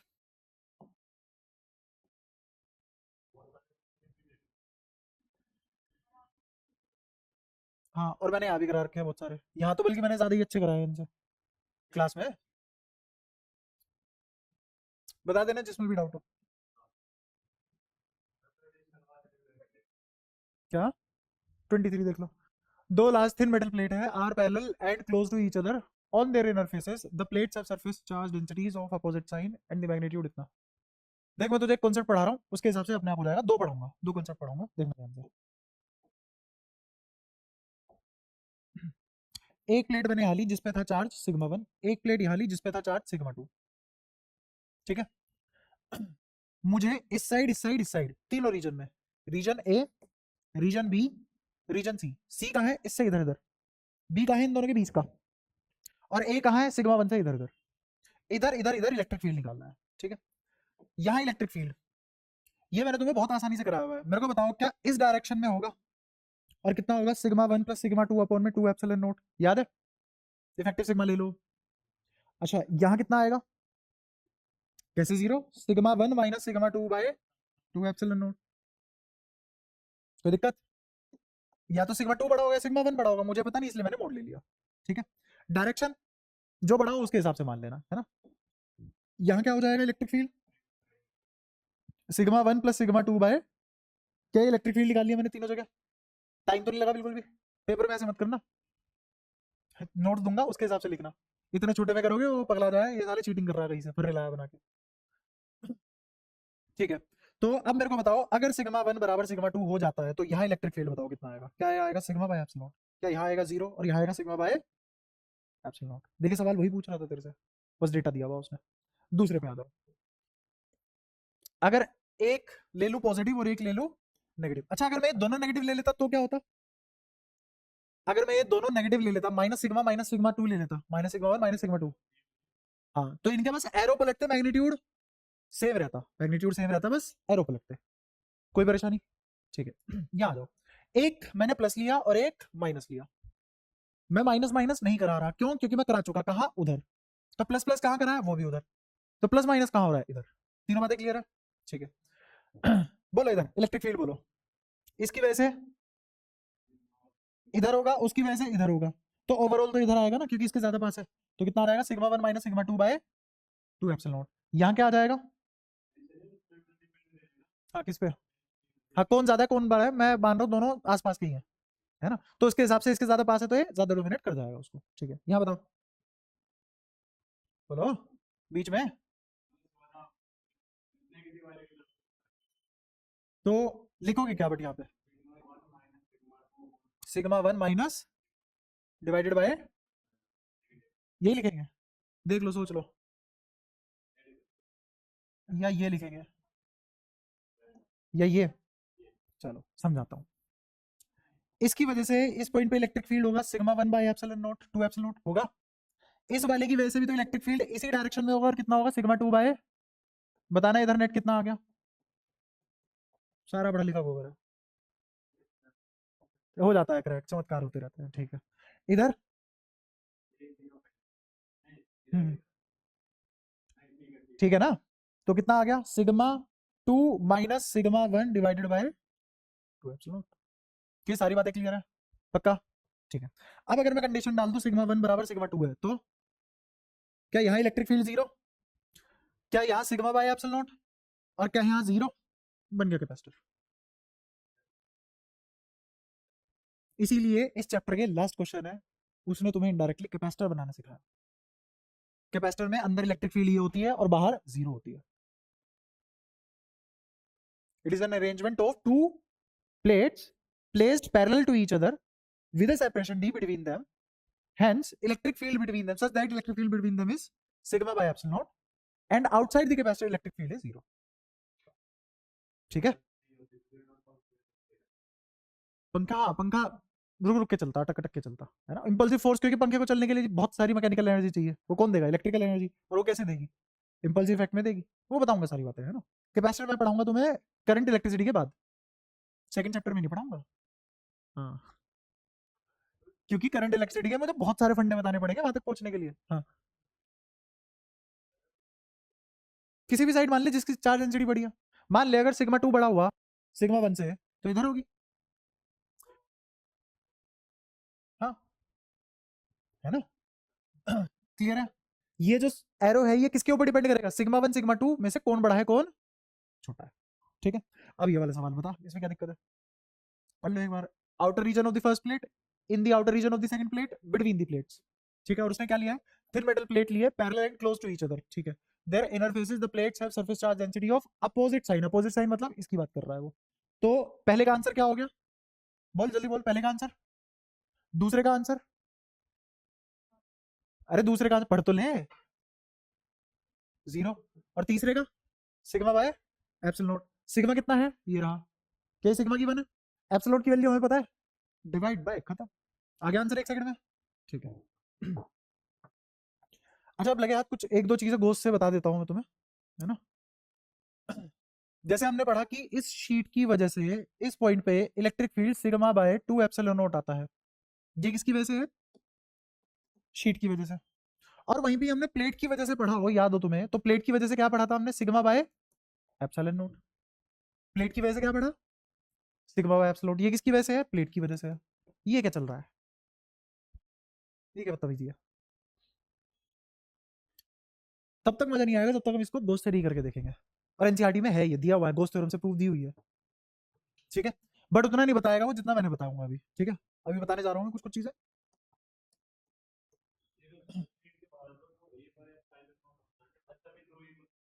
आज सारी ये फंडेबाजी क्लियर हो जाएगी इसकी भी, है ना, क्लेश खत्म कर दूंगा इसके भी, समझना। और ये नॉर्मल क्लेश नहीं है, हाँ ये वैसे वाला क्लेश है कि जो दो दो तीन तीन साल ड्रॉप लेते रहते हैं बेचारे नीट में भी, उनके भी क्लियर नहीं होते ऐसे फंडे। तो जैसे मान लो ये शीट है, शीट और प्लेट में क्या फर्क होता है वो भी सुनना। ये है शीट, ये भी नहीं, ये है शीट, ठीक है, और बहुत सारी शीट मिला दी तो क्या बन गई? प्लेट। ये बिल्कुल वही वाला फर्क है, 500 के एक नोट में क्या फर्क है और 500 की गड्डी में क्या फर्क है। सुनना ध्यान से, दोबारा क्या बोल रहा हूँ, वही फर्क है जो 500 के एक नोट में फर्क है और 500 की गड्डी में एक फर्क है। ठीक है, अगर मान लो तुम्हारे पास 500 का एक नोट है, तुम इसको इधर से देखो इसको इधर से देखो, 1000 का नोट नहीं बनेगा वो, ऐसे तो नहीं होगा। इधर से देख लिया, अरे 1000 रुपए आ गए, 2000 हो गए, 3, ऐसे तो नहीं होगा, रहेगा तो वो 500 का ही ना। ठीक है, तो अब पहले मैं क्या करा रहा हूँ, शीट, ये एक शीट ली, शीट मतलब इसमें जो चार्ज है एक मोलिकुलर लेवल की लेयर पे है, तो अगर तुम इस साइड से देखोगे तो भी तुम्हें सेम मॉलिक्यूल दिख रहे हैं, इस साइड से देखोगे तो भी तुम्हें सेम मॉलिक्यूल दिख रहे हैं। तो इधर से देखने पे और इधर से देखने पे क्या चार्ज 2q हो गया? हाँ बोला है तुमने। क्या इधर से देखने पे और इधर से देखने पे चार्ज 2q हो गया? जिसको ऐसा लगता है 2q हो गया, उनकी सैलरी आती रहेगी, 500 का नोट रखना बस जेब में, पलट पलट के देखते रहना, मालामाल होते रहोगे। ठीक है, तो चाहे इधर से देखो चाहे इधर से देखो, चार्ज कितना रहेगा? q। क्लियर है? अगर मैं इसमें एक सेक्शन काट लूं, किसी क्रॉस सेक्शन एरिया ए का, है तो शीट ही ना, धागा नहीं है, शीट है, तो इस शीट में से मैंने एक सेक्शन काट लिया, ऐसा दिख रहा है। तो इस एरिया में जो चार्ज एनक्लोज होगा, इस साइड से देख लूं चाहे इस साइड से देख लूं, रहेगा तो उतना ही, दुगना तो नहीं हो जाएगा। पक्की बात है, किसकी बात हो रही है? शीट की बात हो रही है। ठीक है, तो इसमें एक गॉसियन सरफेस इमेजिन कर लेते हैं सिलेंड्रिकल शेप का। तुम क्यूबिकल शेप का भी इमेजिन कर सकते हो, एनसीईआरटी में क्यूबिकल शेप का दिया हुआ है, वहां से तुम्हें हेल्प मिल जाएगी, देख लेना। मैं सिलेंडर का लेके दिखा रहा हूँ। ठीक है, अच्छा, इससे इस पॉइंट पे, इस पॉइंट पे, इस पॉइंट पे, हर जगह इससे क्या यूनिफॉर्म इलेक्ट्रिक फील्ड निकलता है, क्योंकि शीट है, इनफाइनाइट है, और कैसा इलेक्ट्रिक फील्ड निकलेगा? यूनिफॉर्म। वैल्यू क्या होगी? Sigma bye 2 epsilon not. But यही तो निकालना है, मुझे क्या पता, है ना? अब सुनना ध्यान से। मुझे बताया इलेक्ट्रिक फील्ड यूनिफॉर्म होगा और ऐसे जाएगा। क्या एरिया वेक्टर कर्व सरफेस का यहां बनेगा और इलेक्ट्रिक फील्ड यहां होगी? तो दो टाइप के सरफेस होते हैं सिलेंडर में, एक कर्व्ड और एक फ्लैट। ऐसी किया था इनफाइनाइट वायर का भी, याद हो? वहां पे इनफाइनाइट वायर में कर्व्ड के हिसाब से क्या आया था? इलेक्ट्रिक फील्ड, और फ्लैट के हिसाब से इलेक्ट्रिक फील्ड से फ्लक्स 0 आया था, याद है? हाँ पूछ। हाँ बढ़िया है, इतना मुश्किल थोड़ी ना। अच्छा, यहाँ इलेक्ट्रिक फील्ड ई और एरिया वेक्टर भी ए। इस बार फ्लैट फेस से फ्लक्स निकल रहा है और यहाँ से एरिया वेक्टर इलेक्ट्रिक फील्ड के परपेंडिकुलर आ जा रहा है। तो कर्व्ड सरफेस से कितना होगा फ्लक्स? 0। और फ्लैट सरफेस से फ्लक्स ई डॉट ए। तो यहाँ से ई डॉट ए आ जाएगा, क्या आ जाएगा? E dot A. ये ई डॉट ए प्लस का है कि माइनस का है? प्लस का। ये वाला ई डॉट ए प्लस का है कि माइनस का है? कैसे आओ, क्या इलेक्ट्रिक फील्ड लाइन ऐसे होंगी? क्या एरिया वेक्टर इधर ही होगा? तो जिधर एरिया वेक्टर है उधर ही इलेक्ट्रिक फील्ड है। अरे वाह, क्या बात कर रहा है। एक तो सिलेंडर, सिलेंडर तो है भाई, रुक जा, ये है बढ़िया सिलेंडर। आओ देखो, क्या क्लोज सरफेस है, सिलेंडर है, क्या ये एरिया वेक्टर है? क्या यहाँ से एरिया वेक्टर ऐसे जाएगा? क्योंकि क्लोज फिगर से एरिया वेक्टर हमेशा रेडियली आउटवर्ड जाता है। अच्छा, फिर क्या यहाँ से एरिया वेक्टर ऐसे जाएगा या ऐसे चला जाएगा? जाएगा तो ऐसे ही ना। अच्छा, इसके अंदर क्या है? तुमने ये इमेजिनरी सरफेस है, कैसा सरफेस है? इमेजिनरी। क्यों? क्योंकि गॉसियन है। यहां से एक शीट पास हो गई, यहां से एक शीट पास हो गई, और ये शीट जो इसका क्रॉस सेक्शन है, उतना ही एरिया इस गॉसियन सरफेस ने कैद कर लिया, किसका? शीट का। उस एरिया पे चाहे इधर से देखो चाहे इधर से देखो, चार्ज तो सही भी रहेगा। वही 500 नोट वाली बात, क्लियर हुआ अब? ठीक है, देखो सामने अब। क्या इधर इलेक्ट्रिक फील्ड ई, एरिया वेक्टर भी इधर ही है, तो यहाँ का भी ई डॉट डी ए कैसा आया? प्लस का कि माइनस का? प्लस का। तो ई डॉट डी ए के हिसाब से नेट फ्लक्स कितना आना चाहिए? सबको समझ आई ये वाली बात? किसी के मन में ये तो नहीं है ये इधर है ये इधर है, माइनस कर दो, अरे फ्लक्स है वो, स्केलर क्वांटिटी है, इधर से भी प्लस का है इधर से भी प्लस का है, जुड़ेगा। तो जुड़ के कितना हो गया?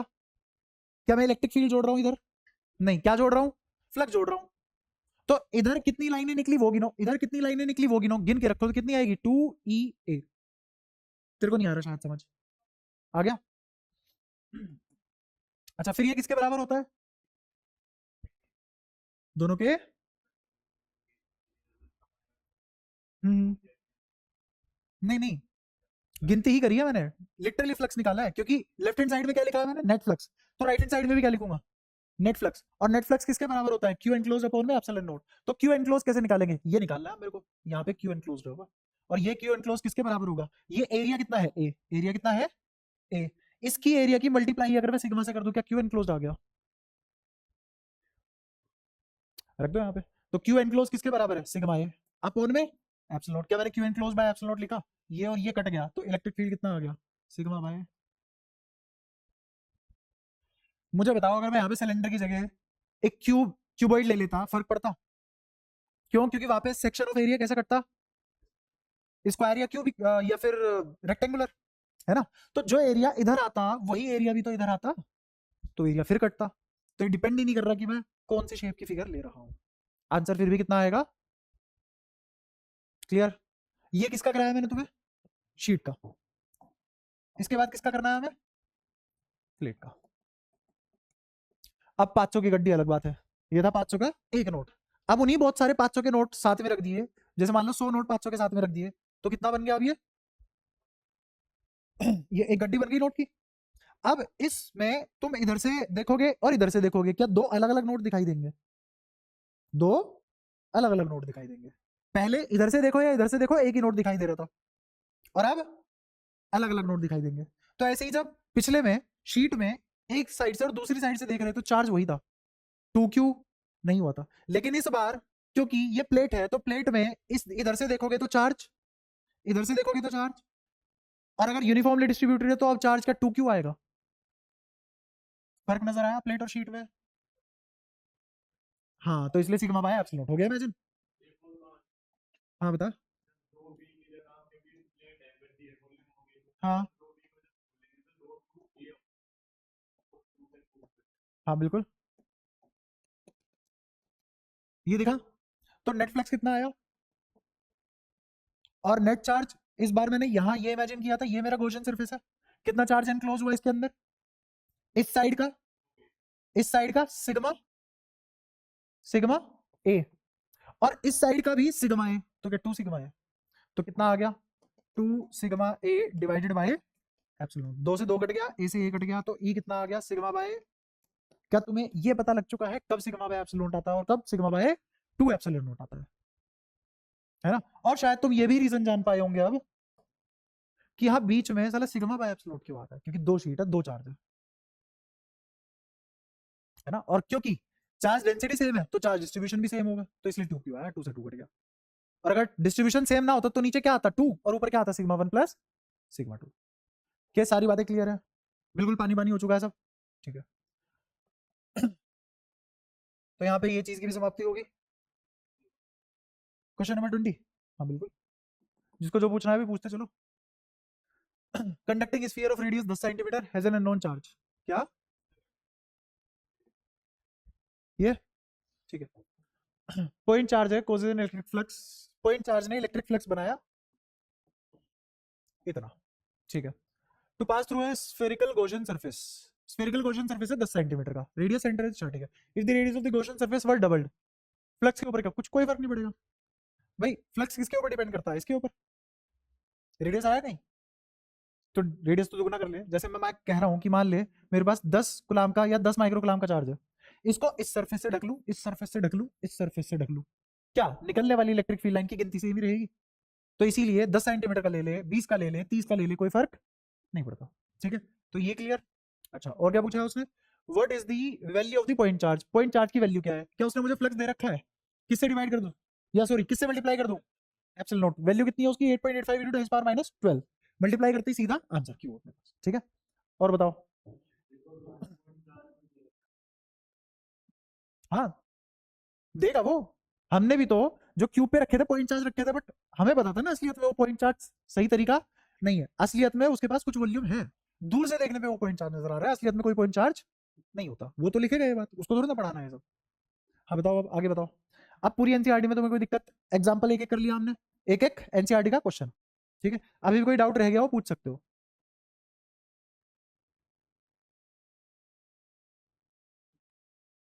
इसमें किसी को डाउट हो वो भी पूछ सकते हो, इसमें किसी को कोई डाउट हो वो भी पूछ सकते हो। सेव करके हटा दो इसको। ठीक है, ये एक काम करते हैं, इसी भी आगे कंटिन्यूशन में खोल लेते हैं दूसरी फाइल।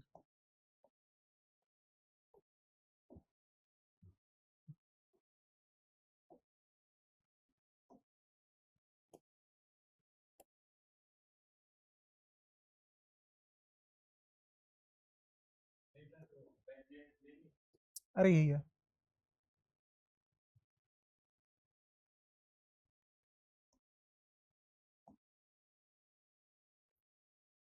ठीक है, आओ करो, पूछना चालू करो। ये वाला, ये वाला।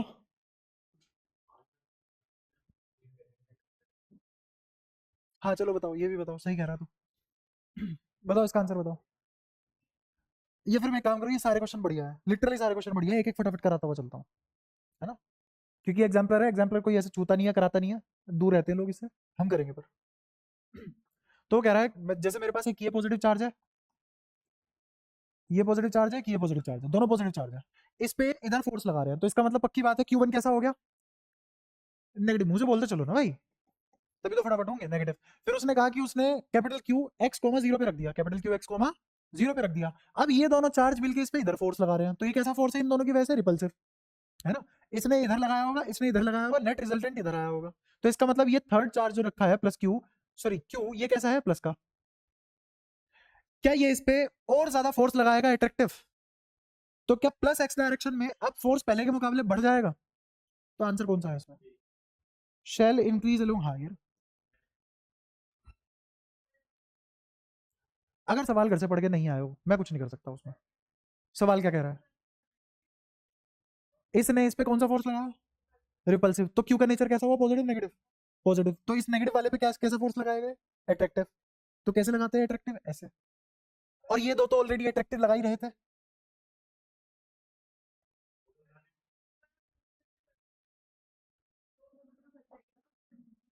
किसकी निकालनी है, Q1 की निकालनी है, Q1 पे नेट फोर्स निकालना है, बढ़ाया घटाया, अरे रुक जा रुक जा, किस पे निकालना है नेट फोर्स, Q1 पे, पहले कौन लगा रहा था Q1 पे फोर्स, बस, और तो कोई नहीं था, किधर लगाया, राइट लेफ्ट कुछ तो होगा, अरे राइट लगा रहे हैं, लिखा हुआ है सवाल में, राइट, ठीक है, फिर तीसरे चार्ज पे ये दोनों इधर फोर्स लगा रहे हैं, तो क्यू कैसा हुआ, पॉजिटिव, निकालना किस पे है नेट फोर्स, इस पे, इस पे अब नेट फोर्स इस डायरेक्शन में बढ़ाए कि घटाए, क्योंकि ये अब इधर लगा रहा है ना फोर्स, पहले सिर्फ ये तो लगा रहे थे ना अट्रैक्टिव, अब ये भी अट्रैक्टिव फोर्स लगाने लग गया, तो बढ़ा कि घटा, बढ़ा, वही, ठीक है। ये आ जाओ सामने देखो, वो पूछ रहा है इलेक्ट्रिक फील्ड लाइन की सही, उसे पढ़ लेने दे, वैसे ही नहीं पढ़ पा रहा वो, उससे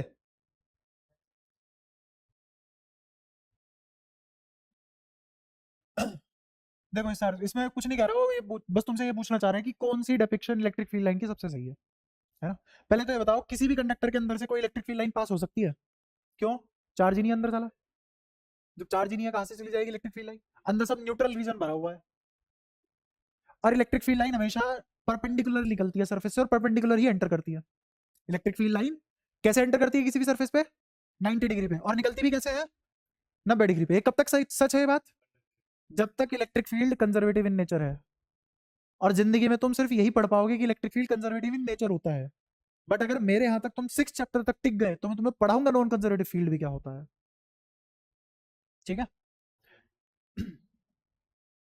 तो इलेक्ट्रिक फील्ड लाइन कैसे निकलती है किसी भी सरफेस से, परपेंडिकुलरली, एंटर भी कैसे करती है, परपेंडिकुलरली, और कंडक्टर के अंदर कोई इलेक्ट्रिक फील्ड नहीं होता, क्यों नहीं होता है कंडक्टर के अंदर इलेक्ट्रिक फील्ड, न्यूट्रल है, और सबका effective positive centre negative centre कहाँ आ जाता है, सेंटर पे, तो अंदर इलेक्ट्रिक फील्ड कितनी, जीरो, तो अंदर से कभी भी इलेक्ट्रिक फील्ड लाइन पास नहीं होती, अगर तुम्हें किसी भी इलेक्ट्रिक फील्ड से बचना है तो क्या करोगे, कंडक्टर के अंदर जाके बैठ जाओगे, तो तुम्हें कोई भी इलेक्ट्रिक फील्ड नहीं छेड़ेगा, ठीक है।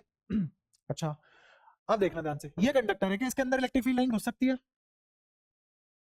नहीं, अच्छा, दूसरा, क्या ये इलेक्ट्रिक फील्ड लाइन रिसीव भी कर सकता है, एमिट भी कर सकता है, क्योंकि इसके पास पॉजिटिव भी है और नेगेटिव चार्ज भी है, ठीक है, ये कोई पॉजिटिव चार्ज है क्या, पॉजिटिव चार्ज से सिर्फ इलेक्ट्रिक फील्ड लाइन निकल सकती है, अंदर नहीं जा सकती, तो इससे इस साइड भी और इस साइड भी क्या निकल ही रही है लाइन, कैसे निकल रही है, रेडियली आउटवर्ड निकल रही है, और जो इसने रिसीव की है क्या वो भी रेडियली इनवर्ड रिसीव की है, क्या ये सारी की सारी 90 डिग्री बना रही है, ऐसे ये भी सारी की सारी 90 डिग्री बनाएगी, और अंदर कोई इलेक्ट्रिक फील्ड लाइन नहीं शो करी, तो सारी बात सही बोली है इस आदमी ने।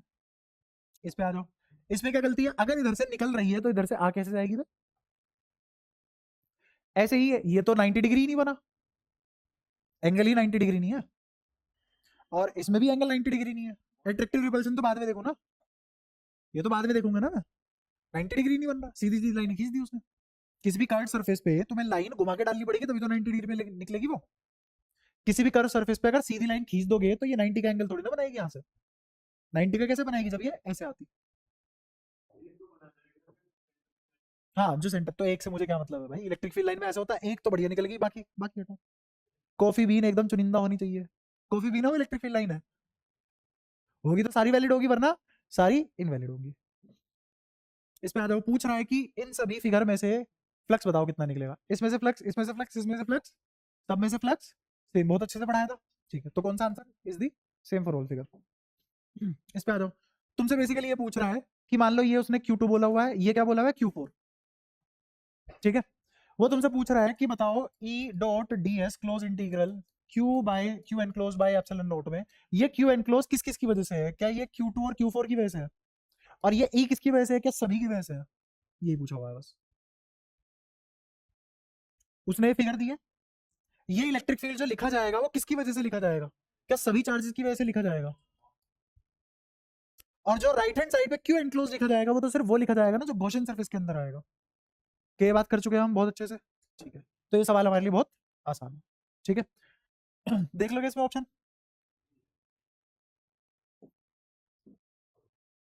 ये क्या बता दीजिए, देख लेते हैं। Electric field in which electric dipole P is placed as shown. अच्छा, ये है कि इलेक्ट्रिक फील्ड ऐसा है, इलेक्ट्रिक फील्ड ऐसा है, इसमें एक डायपोल रख दिया, इसमें क्या रख दिया? एक डायपोल रख दिया। इधर है नेगेटिव चार्ज, इधर है पॉजिटिव चार्ज। बताओ ये डायपोल किधर मूव करेगा, आगे की पीछे? कहाँ मूव करेगा? राइट साइड, पक्का? अच्छा क्यों? अच्छा, सुन लो, ध्यान से सुन लो, बिल्कुल अकल नहीं लगाते हो। यहाँ इलेक्ट्रिक फील्ड और यहाँ इलेक्ट्रिक फील्ड, कहाँ स्ट्रॉन्ग कहाँ वीक? कहाँ स्ट्रॉन्ग है? बी पे। तो कौन ज्यादा फोर्स लगा पाएगा इस डायपोल पे, बी वाला रीजन, ए वाला रीजन? बी वाला रीजन। और बी वाला कैसे लगाएगा इस पे? अरे पहले तो अट्रैक्टिव लगाएगा, फिर कुछ दूर जाकर रिपल्सिव लगाएगा। तो कौन जीतेगा? नेगेटिव वाला जीतेगा ना, क्योंकि दूरी कम है उसकी। तो क्या इधर नहीं मूव करेगा ये? क्या कभी नहीं पढ़ाया कि इलेक्ट्रिक फील्ड लाइन जहां ज्यादा डेंस होती है वहां इलेक्ट्रिक फील्ड स्ट्रॉन्ग होता है, हेंस फोर्स भी ज्यादा स्ट्रॉन्ग होगा?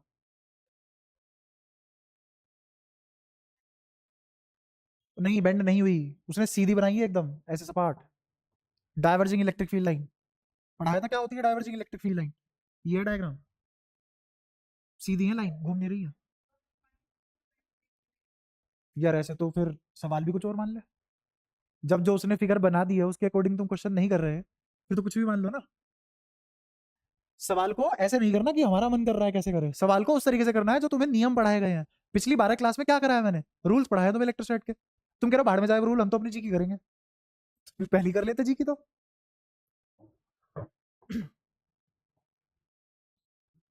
ये रहा, इधर आ गया ये सवाल, ये इसकी फिगर ठीक है। हाँ, तो यहाँ डाइवर्जिंग है और यहाँ कन्वर्जिंग है, तो फोर्स इधर ज्यादा लगेगा, तो नेट मूवमेंट भी इधर ज्यादा होगी, ठीक है। और देखो, a point charge q is placed at distance d from an isolated conducting plane, the field at a point p on the other side of the plane is, बताओ क्या होगा इसका आंसर? उसने कहा point charge plus Q placed at a distance from an isolated conducting plane. Isolated conducting plane है ये रहा, ऐसा कोई प्लेन है, ठीक है। फिर क्या कह रहा है वो, the field at point P on the other side of the plane is, दूसरी साइड मान लो इस साइड कहाँ होगा इलेक्ट्रिक फील्ड? इधर होगा, कितना होगा? सिग्मा बाय 2 एप्सिलॉन नॉट होगा। तो directly perpendicular to the plane away from the plane. हाँ, ये रहा प्लेन, इससे दूर जा रहा है, बिल्कुल जा रहा है, किसके परपेंडिकुलर है? बिल्कुल सही बात है। दूसरा देख लो, इसमें मल्टीपल चॉइस भी होते हैं, पढ़ के करना। जो भी है मेरे को नहीं पता, पर इसमें होते हैं मल्टीपल करेक्ट आंसर भी होते हैं इसमें। अच्छा, directed perpendicular to the plane but towards the plane तो नहीं जा रहा, गलत हो गया। Directed radially away from the point charge, point charge से रेडियली अवे उससे कोई मतलब ही नहीं है इसको।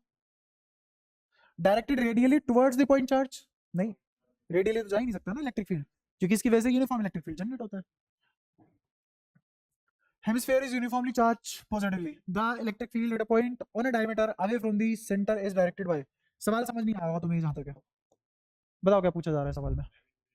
ये रहा हेमिस्फेयर, हाँ बिल्कुल, ये है इसकी डायमीटर, सेंटर से कुछ नीचे रखा है दूर यहाँ पे। इस पॉइंट पे इलेक्ट्रिक फील्ड क्या होगा? ये रही डायमीटर, अरे भाई ये रही डायमीटर, हेमिस्फीयर है ना ये, तो ये भी तो कितनी डायमीटर होती है स्फीयर की? सोचो, कोई ना, टाइम लो, ऐसे सवालों के लिए भी तुम्हें सोचना पड़ता है, तो सोच लो भाई, फिर सोच ही लो। कितनी डायमीटर होंगी स्फीयर की? इनफाइनाइट। उसमें से ये भी तो एक डायमीटर होगी। कर ले क्लोज ले, बन गया स्फीयर। क्या उसके डायमीटर पे रखा हुआ है ये? हाँ, away from the centre at diameter. ठीक है, पढ़ लो सवाल। A hemisphere as uniformly charge positively, कर दिया भाई। और कर लो थोड़ा सा। ठीक है, electric field at point on a diameter, electric field at a point on a diameter. तो पहले तो मैं सोचूंगा सिर्फ यहां तक अगर लाइन पढ़ तो मैं सोचूंगा इस डायमीटर पे कोई पॉइंट होगा, बट आगे भी तो लिखा हुआ है उसने, from the centre is directed.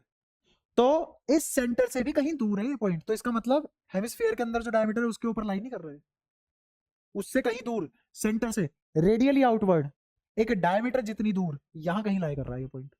तो इस पॉइंट पे इलेक्ट्रिक फील्ड की चर्चा पूछी है उसने, है ना? तो वो क्या है, परपेंडिकुलर टू डायमीटर होगा क्या? अच्छा देख लेते हैं, सुनना ध्यान से। अगर मैं यहाँ पे एलिमेंट लूं तो एलिमेंट कैसा लिया जाएगा? एक रिंग, एक रिंग। रिंग की वजह से इलेक्ट्रिक फील्ड याद है तुम्हें कैसे बनता है? ये रिंग है, इसके एक्सिस पे क्या यहाँ इलेक्ट्रिक फील्ड ऐसे बनता है, away from the electric field perpendicular to ring बनता है, याद आया? ठीक है, तो यहाँ पे बहुत सारी इनफाइनाइट रिंग लूंगा, क्या सभी इनफाइनाइट रिंग की वजह से सिर्फ इलेक्ट्रिक फील्ड इसी डायरेक्शन में आएगा? क्योंकि ये डायरेक्शन में जो इलेक्ट्रिक फील्ड आता था वो कंपोनेंट कट जाते थे ऐसे सर्कुलर मैनर में। क्या ऐसे ही यहाँ पे ये सारे के सारे वेक्टर कंपोनेंट कट जाएंगे आपस में, जो भी इस प्लेन में बनेंगे वो सारे वेक्टर तो कट गए, तो सिर्फ और सिर्फ इलेक्ट्रिक फील्ड कहाँ बचा? और ये डायरेक्शन कैसी है? इस डायमीटर के क्या परपेंडिकुलर नहीं है? इस डायमीटर के क्या परपेंडिकुलर नहीं है? वही तो बोल रहा है, परपेंडिकुलर टू दी डायमीटर। कौन सा? नहीं, वो इस वाली डायमीटर के हिसाब से पूछेगा ना जो स्फीयर के अंदर है, क्योंकि हेमिस्फीयर से बना है वो इलेक्ट्रिक फील्ड। इस सवाल में कोई दम नहीं है, सिर्फ लैंग्वेज में खेल रहा है तुम्हारे साथ। और इसकी लैंग्वेज का मतलब मैंने तुम्हें बता दिया क्या कहना चाह रहा है वो। हम्म उसने कहा है इस डायमीटर के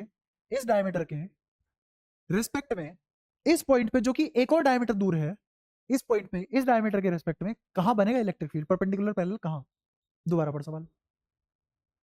ये तो बता रहा हूँ, इस क्वेश्चन में लैंग्वेज ही अच्छी है बस।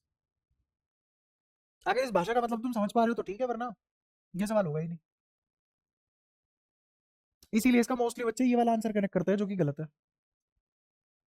अरे वो यही ले लेते हैं ना जो इसने कहा है कि ये भी तो एक डायमीटर है, इसकी तो पैरेलल है।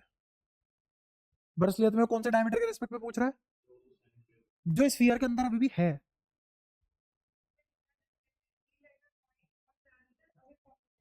हम्म सेंटर से दूर ये रहा, ले ऐसे पढ़ ले सवाल को, तब भी यही मतलब निकलेगा।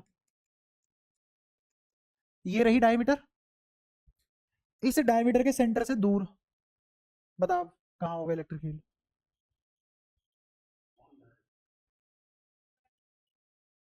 कैसे? तो दोबारा एक एक सवाल पढ़। The electric field at a point, वो पॉइंट है कहाँ? On a diameter, on a diameter, away from the centre, away from the centre. तो ये रही डायमीटर, इसके सेंटर से दूर। देख मैं बताता हूँ मैं कितना भी कह लूँ, तू जैसे तूने इस सवाल को पढ़ा, तेरे लिए मतलब तुरंत चेंज हो जाएगा उस सवाल का, है ना? अब बट पिछले लगभग 20-25 सालों से यही आंसर आ रहा है इसका, क्या करो उससे ज्यादा, है ना? तो इसका मतलब वो यही प्रेडिक्शन दे रहा है अपनी। टेंशन लो, तुम्हारी एज में मैंने भी इसका यही लगाया था खुले में, कि वो डायमीटर जो ये कह रहा है उसी के डायमीटर पे उसके तो पैरेलल ही आएगा ना इलेक्ट्रिक फील्ड। बल्कि मैंने तो और गजब सोचा था, मैंने जब अपने टाइम पे सोचा था तो ये ऐसे सोचा था कि ये हेमिस्फीयर, इसको मैंने स्फीयर बना लिया, इस स्फीयर की ये रही डायमीटर, और इससे थोड़ा सा दूर जाके यहाँ कोई पॉइंट है, तो इस पे पॉइंट चार्ज अप्रोक्सीमेशन लगती है, यही तो आएगा पैरेलल। मैंने ये हर कोई मतलब हर कोई जना इसका अलग अलग मतलब निकाल सकता है, क्योंकि लैंग्वेज बहुत खराब है। ठीक है, बाकी सही मतलब क्या है इसका वो मैंने तुम्हें समझाया। एक हेमिस्फीयर है, यहाँ एक डायमीटर है, उसके परपेंडिकुलर इलेक्ट्रिक फील्ड आएगा। हम्म हाँ हाँ, अगर तू इसके यहाँ राइट चला जाता है या, अच्छा कटोरी के अंदर यहाँ, हाँ, यहाँ दोनों जगह आ जाएगा भाई कंपोनेंट, यहाँ एंगल पे आएगा, यहाँ एंगल पे आएगा, सिर्फ सेंटर या फिर सेंटर को ज्वाइन करती हुई लाइन पे नीचे आएगा, वरना यहाँ तेरे कंपोनेंट कैंसिल ही नहीं होंगे। देख इधर वाले कंपोनेंट स्ट्रॉन्ग होंगे, अब एक्स एक्सिस में भी इलेक्ट्रिक फील्ड आएगा, सिर्फ वाई में नहीं आएगा। तूने भी गलत समझा, देख। ठीक है, अब देख, मैंने अपना बताया, तूने अपना बताया, उसने अपना बताया, क्या तीनों ने अलग अलग मतलब निकाले सवाल के, है ना? लेकिन चौथा मतलब ये है, और जो सही है वो ये है। क्या? हाँ वही। अब क्या कर सकते हैं भाई, लड़ थोड़ी ना लोगे तुम मुझसे, है ना भाई? नहीं हमारी ग्रामर अच्छी है, नहीं हमारी अच्छी है, क्या फायदा इस चीज का? इसने कहा है कि ई डॉट डी एस जीरो है किसी सरफेस पे, किसी सरफेस पे उसने इलेक्ट्रिक फील्ड जीरो नहीं बोला, क्या जीरो बोला है? ई डॉट डी एस जीरो है। तो ई डॉट डी एस जीरो होने का मतलब पहली चीज जो हमने सीख रखी है मतलब फ्लक्स जीरो, दूसरी चीज जो हमने सीख रखी है मतलब चार्ज जीरो। इन दो के अलावा हम किसी चीज पे खुले हुए कमेंट नहीं कर सकते। क्या मैं कमेंट कर सकता हूँ इलेक्ट्रिक फील्ड जीरो रहा होगा? नहीं। अब एक एक ऑप्शन पढ़ते हैं। Electric field inside the surface and on it is zero. ये तो कह रहा है नहीं भाई, तूने तो कसम खा लिया था होगा, हम तुझे गलत प्रूव कर सकते हैं। अगर एक भी कॉन्ट्रडिक्शन है फिजिक्स और मैथ जैसे सब्जेक्ट में, अगर एक भी कॉन्ट्रडिक्शन है, उसको answer as an answer accept नहीं करते। यहाँ कोई उपवाद नहीं है, कोई एक्सेप्शन नहीं है। Electric field inside the surface is necessarily uniform. सही बात है ना? हो भी सकती है, नहीं भी, बट उसने कहा है नेसेसरीली। किसकी वजह से गलत हुई है स्टेटमेंट? अगर यहाँ पे मे लगा देता है सही हो जाता। मैंने तुम्हें बताया हुआ uniform electric field chargeless region होता है, और फ्लक्स भी जीरो होता है वहां पे, और चार्ज भी जीरो होता है, लेकिन इलेक्ट्रिक फील्ड कैसा होता है? यूनिफॉर्म। तो इनसाइड भी तो जितना आया उतना चला गया, तो कितना इनक्लोज किया, फ्लक्स कितना इनक्लोज किया? जीरो। और यहाँ पे यूनिफॉर्म तो तभी होगा ना जब कोई चार्ज नहीं होगा, तो चार्ज भी जीरो। तो क्या इस बात का मतलब ये हो सकता है? हो सकता है, गारंटी तो नहीं है ना, वो तो नेसेसरीली बोल रहे हैं, इसलिए ये भी गलत। ठीक है, ये कुछ इसीलिए बढ़िया आंसर है। कोई अगर अकड़ में आंसर कर रहा है तो वो गलत होगा। अगर यहाँ पे अच्छा सुंदर सा मे लगा देता तो सही हो जाता। The number of flux line entering the surface must be equal to the number of lines leaving the. ये सही है, इसको तो कोई गलती नहीं कर सकता, चाहे यूनिफॉर्म हो या ना हो, जितनी आएंगी उतनी जाएंगी। अच्छा, all charges must necessarily B outside the surface. क्या सारे चार्ज सरफेस के बाहर होने चाहिए? जरूरी है क्या सारे चार्ज सरफेस के बाहर होने चाहिए? जरूरी। अगर एक भी चार्ज सरफेस के अंदर आ गया तो ये जीरो नहीं होगा। तो इसका मतलब ये सही कह रहा है शायद, सोच लो। हम्म। कोई ऐसा केस बता जिसमें क्यू किया, क्यू एनक्लोज जीरो नहीं है, क्यू एनक्लोज जीरो नहीं है, बट फिर भी फ्लक्स जीरो है। सेम मैग्नीट्यूड और डिफरेंट नेचर के चार्ज। Example dipole. एग्जांपल, क्या डायपोल इलेक्ट्रिक फील्ड जनरेट करता है? करता है। नेट चार्ज क्या होता है डायपोल पे? जीरो। आगे इलेक्ट्रिक फील्ड भी आ गया, चार्ज भी नॉन जीरो है, और फ्लक्स नॉन जीरो हो चुका है। फ्लक्स नॉन जीरो हो चुका है किसकी वजह से? हाँ, फील्ड तो दे रहा है, बट दुखद बात यह है कि डायपोल की वजह से हम फ्लक्स जीरो मानते हैं, क्योंकि अंदर क्यू नेट जीरो हो जाता है। ये एनसीईआरटी की स्टेटमेंट है, मैं सपोर्ट नहीं कर रहा। ठीक है, एनसीईआरटी कुछ बहुत अच्छी बातें भी है जो मैं बहुत तहे दिल से सपोर्ट करता हूँ, जैसे कुछ कुछ चीजें अभी भी है एग्जैक्ट लाइन एनसीईआरटी की जो मैंने तुम्हें नहीं पढ़ाई क्योंकि तुम लायक नहीं हुए अभी। जैसे मैंने तुम्हें कभी नहीं पढ़ाया कि फ्लक्स को तुम किसके हिसाब से भी देख सकते हो, 3D एंगल के हिसाब से, कभी बताया नहीं? स्टेरेडियन पढ़ा नहीं? एनसीईआरटी में लाइनें लिखी हुई है उसके नाम पे। हाँ, नहीं, वो बोल के चलता है कि डायपोल पे नेट चार्ज क्या है? जीरो। तो flux coming out of it is zero. किससे? हाँ, ये तो ऑप्शन गलत हो गया। हाँ नहीं, ई डॉट डी से ही जीरो करवाता है, वो करवाता है, गलत है पर क्या कर सकते हैं भाई, माननी पड़ेगी, है ना? Electric field at a point is always continuous होगा क्या? Electric field at a point is always continuous. अबे नॉट डिफाइंड भी हो सकता है। कंटिन्यूअस कैसे? उसने तो हर जगह कसम खाली कंटिन्यूअस हो जाएंगे। लो एक मिनट, ये रहा पॉजिटिव, ये रहा नेगेटिव, बताओ कौन सी कंटिन्यू होगी? ब्रेक खत्म हो गया। ठीक है, continuous if there is no charge at that point. हाँ, ये है सही स्टेटमेंट। क्या आप समझ आया कंप्लीट स्टेटमेंट क्या थी? इलेक्ट्रिक फील्ड लाइन डिसकंटिन्यूअस हो सकता है कब? जब कोई पॉइंट चार्ज आ जाए उधर, लेकिन अगर कोई पॉइंट चार्ज नहीं है उधर तो इलेक्ट्रिक फील्ड कैसी होगी? हमेशा कंटिन्यूअस। तो ये सही हो गया। Discontinuous only if there is a negative charge. अरे पॉजिटिव भी तो हो सकता है, तो ये भी गलत। Discontinuous if there is a charge at that, वहां कोई भी चार्ज हो तो डिसकंटिन्यूअस हो जाएगी। इसका उल्टा ही तो है ये। क्या दो ऑप्शन करेक्ट थे? ऐसे संभाल के आंसर करना पड़ता है। ठीक है,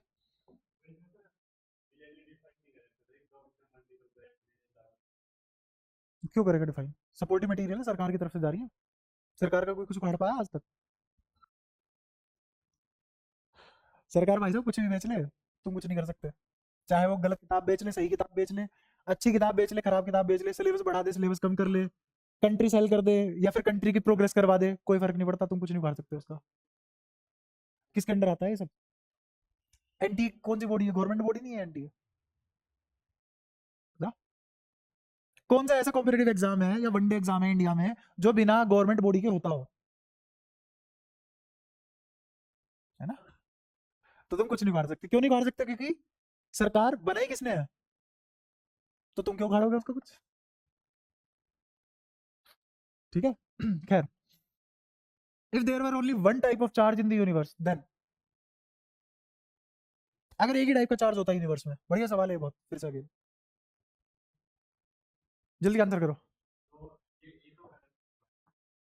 वो कह रहा है कि ई डॉट डी एस जीरो नहीं होगा। देखो मैं बताता हूँ, सच्चाई बता देता हूँ, कोई फर्क नहीं पड़ रहा, क्योंकि मेरा जो फॉर्मूला है क्यू बाय एप्सिलॉन के नेगेटिव के लिए भी काम करता है, बराबर काम करता है, पॉजिटिव के लिए भी काम करता है, बराबर काम करता है। पॉजिटिव मतलब बाहर निकलती है लाइन, नेगेटिव मतलब अंदर आती है लाइन, इससे तो कोई फर्क नहीं पड़ा ना। तो इसको नेचर ऑफ चार्ज से कोई फर्क पड़ रहा है क्या? हो जाता साले एक तरफा, हो जाता है एक ही नेचर का। फ्लक्स लो तब भी एज इट इज काम करता।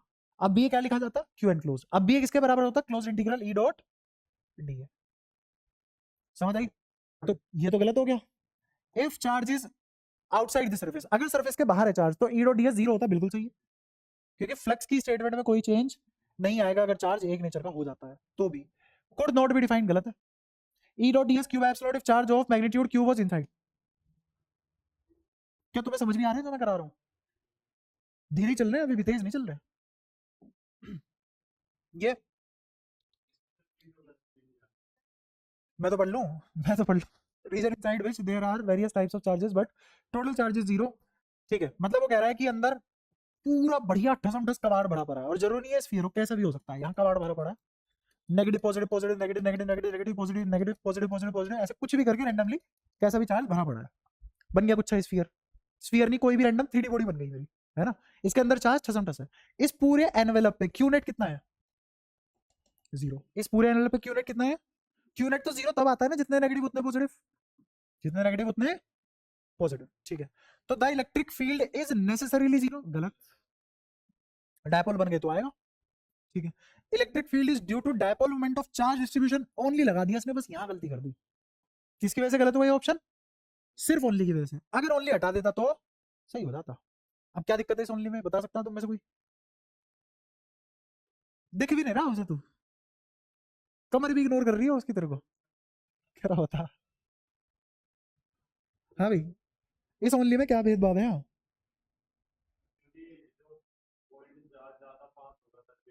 हम्म।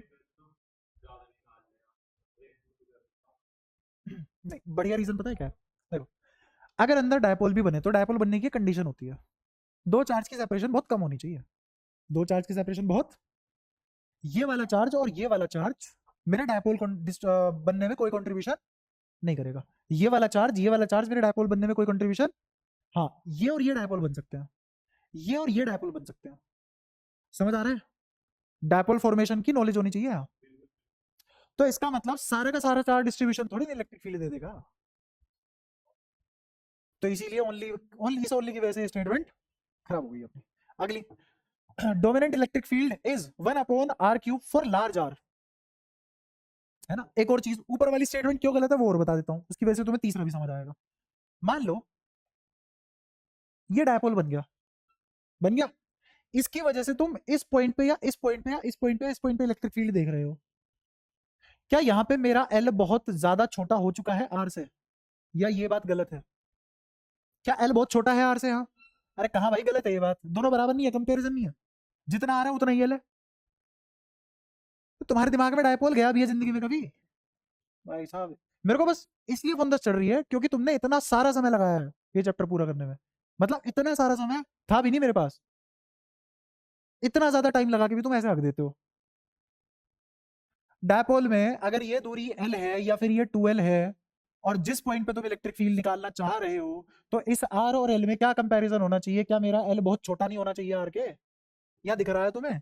ये रहा आर, दिख रहा है आर, ये रहा आर, दिख रहा है? ये रहा आर दिख रहा है, ये रहा आर दिख रहा है, छोटे छोटे से आ रहे हैं, एल जितनी तो आ रहे हैं। क्या ये वाली दूरी बहुत बड़ी नहीं होती क्या इस एल से? बट अगर मैंने पॉइंट यहाँ रख दिया तो ये डायपोल बनेगा? बनेगा ही नहीं डायपोल। तो मेरे को बताओ इस पॉइंट पे क्या ये डायपोल की तरह बिहेव करवा पाएगा? नहीं करवा पाएगा। तो डायपोल के लिए कहाँ जाना पड़ेगा मेरे को? दूर जाना पड़ेगा। तो क्या अब ये आर बहुत बड़ा हो चुका है किससे? किसी भी डायपोल फॉर्मेशन वाले एल से। हो गया बड़ा। तो यहां मुझे डायपोल जैसा इलेक्ट्रिक फील्ड मिलेगा, यहां आसपास मुझे डायपोल जैसा इलेक्ट्रिक फील्ड नहीं मिलेगा। इसलिए सवाल बहुत बढ़िया है सारे के सारे। इनमें एग्जैक्टनेस में बात करनी पड़ती है। कोई भी ऐसे ऊपर से मुंह उठा के पढ़ लेगा, उससे एक नहीं लेगा। बट किसी की थ्योरी बहुत अच्छे से क्लियर है, जिसने समझ के करा हुआ है सारे सवाल निकाल लेगा। ये ठीक हो गया। क्यों?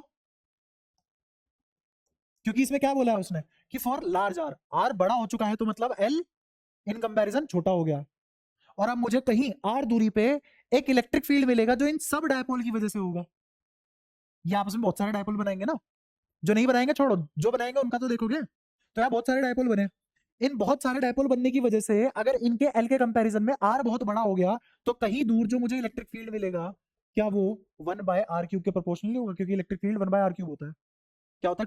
2kp/r³ और kp/r³। तो क्या ये वाली स्टेटमेंट सही होगी? अगेन अगर ये सवाल तुमने अच्छे से पढ़ रखा है, घर पे सोचा है, तो समझ पाओगे, वरना कोई फायदा नहीं है। अगला देखो, work done to move charge particle. अच्छा, अभी जो हमने इलेक्ट्रिक फील्ड पढ़ा वो सारा का सारा कैसा है? कंजर्वेटिव। तो इसकी वजह से आने वाला फोर्स भी कंजर्वेटिव। कंजर्वेटिव फोर्स की वजह से work done in a closed path is 0, तो इसलिए ये भी सही है। ये क्या कहाँ का सवाल है? 11वीं का। ये 11वीं से पूछा है उसने। ये डायपोल की डायर नॉलेज से पूछा है। ये तुमसे किसकी वजह से पूछा गया कि तुम्हें अनुमान है कि नहीं कि वो लैंग्वेज क्या यूज कर रहा है? सिर्फ ओनली की वजह से गलत हो रहा है ये। ठीक है, ये वाला। हम्म, मैं तो छोड़ दूंगा भाई तुम्हारा सिलेबस। फिर मेरे को ये मत बोलना सर ये पेपर है हमारे स्कूल में, इस टाइम सिलेबस खत्म नहीं हुआ है। या तो फिर बिल्कुल ही रद्दड़ की तरह पढ़ना शुरू कर दो। दो ऑप्शन है, या तो कम लेवल पे पढ़ लो, मैं 2-3 दिन में एक चैप्टर करा दूंगा, मेरे को कोई दिक्कत नहीं है। एक तो यार तुम करके नहीं आते हो चीजें सारी की सारी, तो फिर दिक्कत क्या है? और तुम्हारे ऐसे कैसे प्लान बन जाते हैं? 6:30 बजे टेस्ट है ना तेरा, तो कब पढ़ेगा उसका? अब पढ़ेगा? तो पढ़ेगा नहीं तो फिर यहाँ पढ़ ले। याद है, ये सवाल हो गया तुमसे? ये तो हो गया हुआ ना, ये करने लायक नहीं है, मैथमेटिकल है प्योरली। ये क्या क्या पूछ रखा है उसने? क्यों बड़ा है 0 से, displace away from the centre of the ring, it will push back towards the. जैसे ये रिंग है, इसमें अगर तुमने चार्ज यहाँ ले गए तो इधर से पॉजिटिव रिपल्शन ज्यादा हो जाएगी, इधर से पॉजिटिव रिपल्शन कम हो जाएगी, वापस यही नहीं आ जाएगा। सही बात है। अच्छा फिर वो क्या बोल रहा है कि अगर क्यू छोटा होता 0 से, अगर नेगेटिव होता, अगर नेगेटिव होता तो नेगेटिव चार्ज अगर एक बार हल्का सा इधर डिस्प्लेस हो गया कि फिर खींचा ही चला जाएगा पॉजिटिव की तरफ, चिपक जाएगा जाके। ठीक है।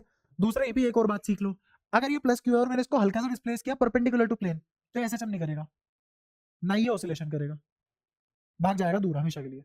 अगर ये नेगेटिव चार्ज है और उसको सेंटर से हल्का सा डिस्प्लेस किया तो एसएचएम करेगा, और थोड़ा ज्यादा डिस्प्लेस किया तो ऑसिलेशन करेगा। दोनों बातों में फर्क है। SHM is not oscillation, every oscillation is not SHM, but every SHM is oscillation. ये an arbitrary surface enclosed a dipole, what is the electric flux through the surface? 0. हाँ,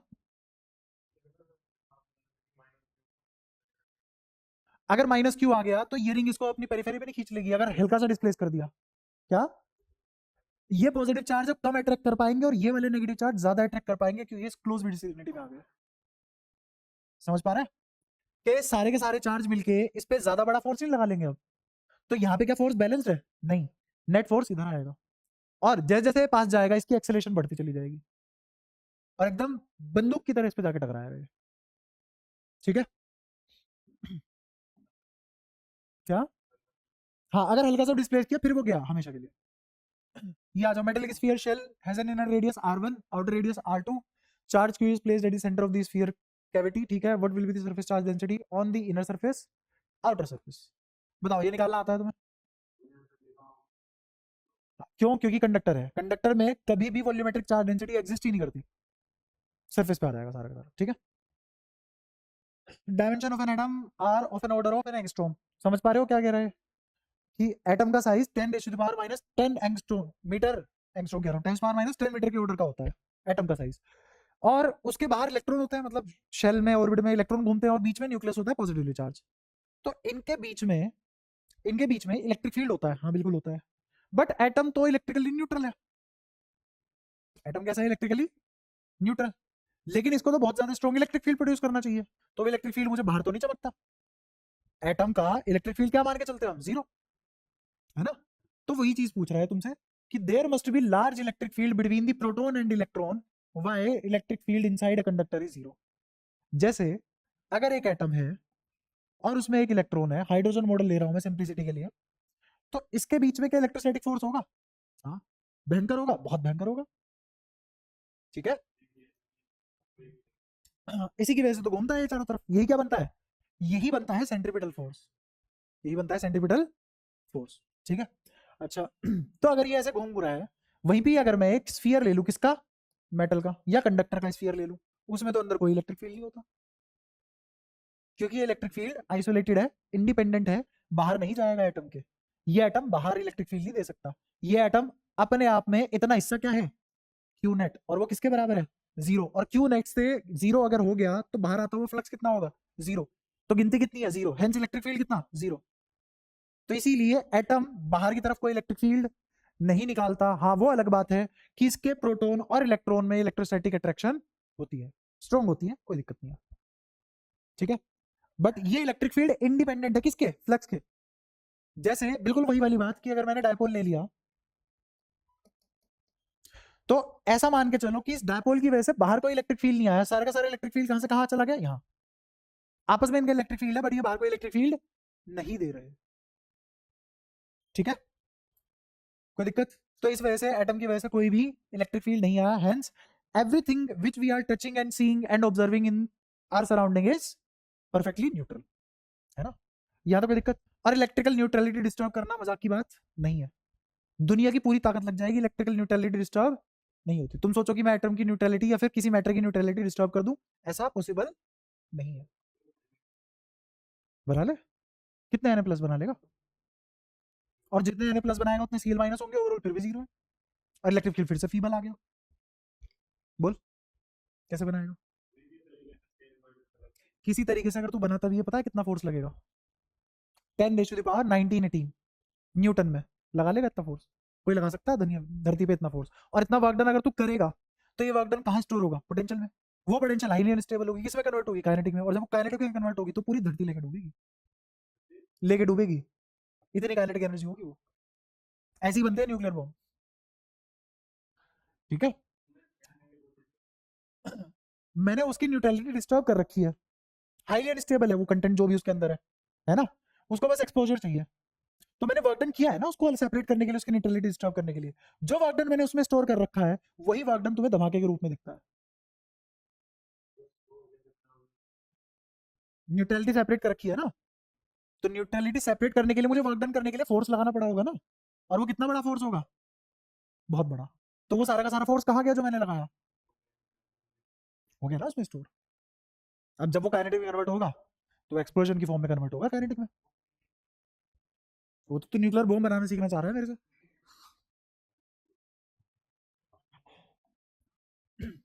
कह रहे हमें भी आना चाहिए, है ना? वो जो आजकल पॉलिटिकल मुद्दा चल रहा है, ये हमें मतलब, ठीक है, पढ़ो तुम।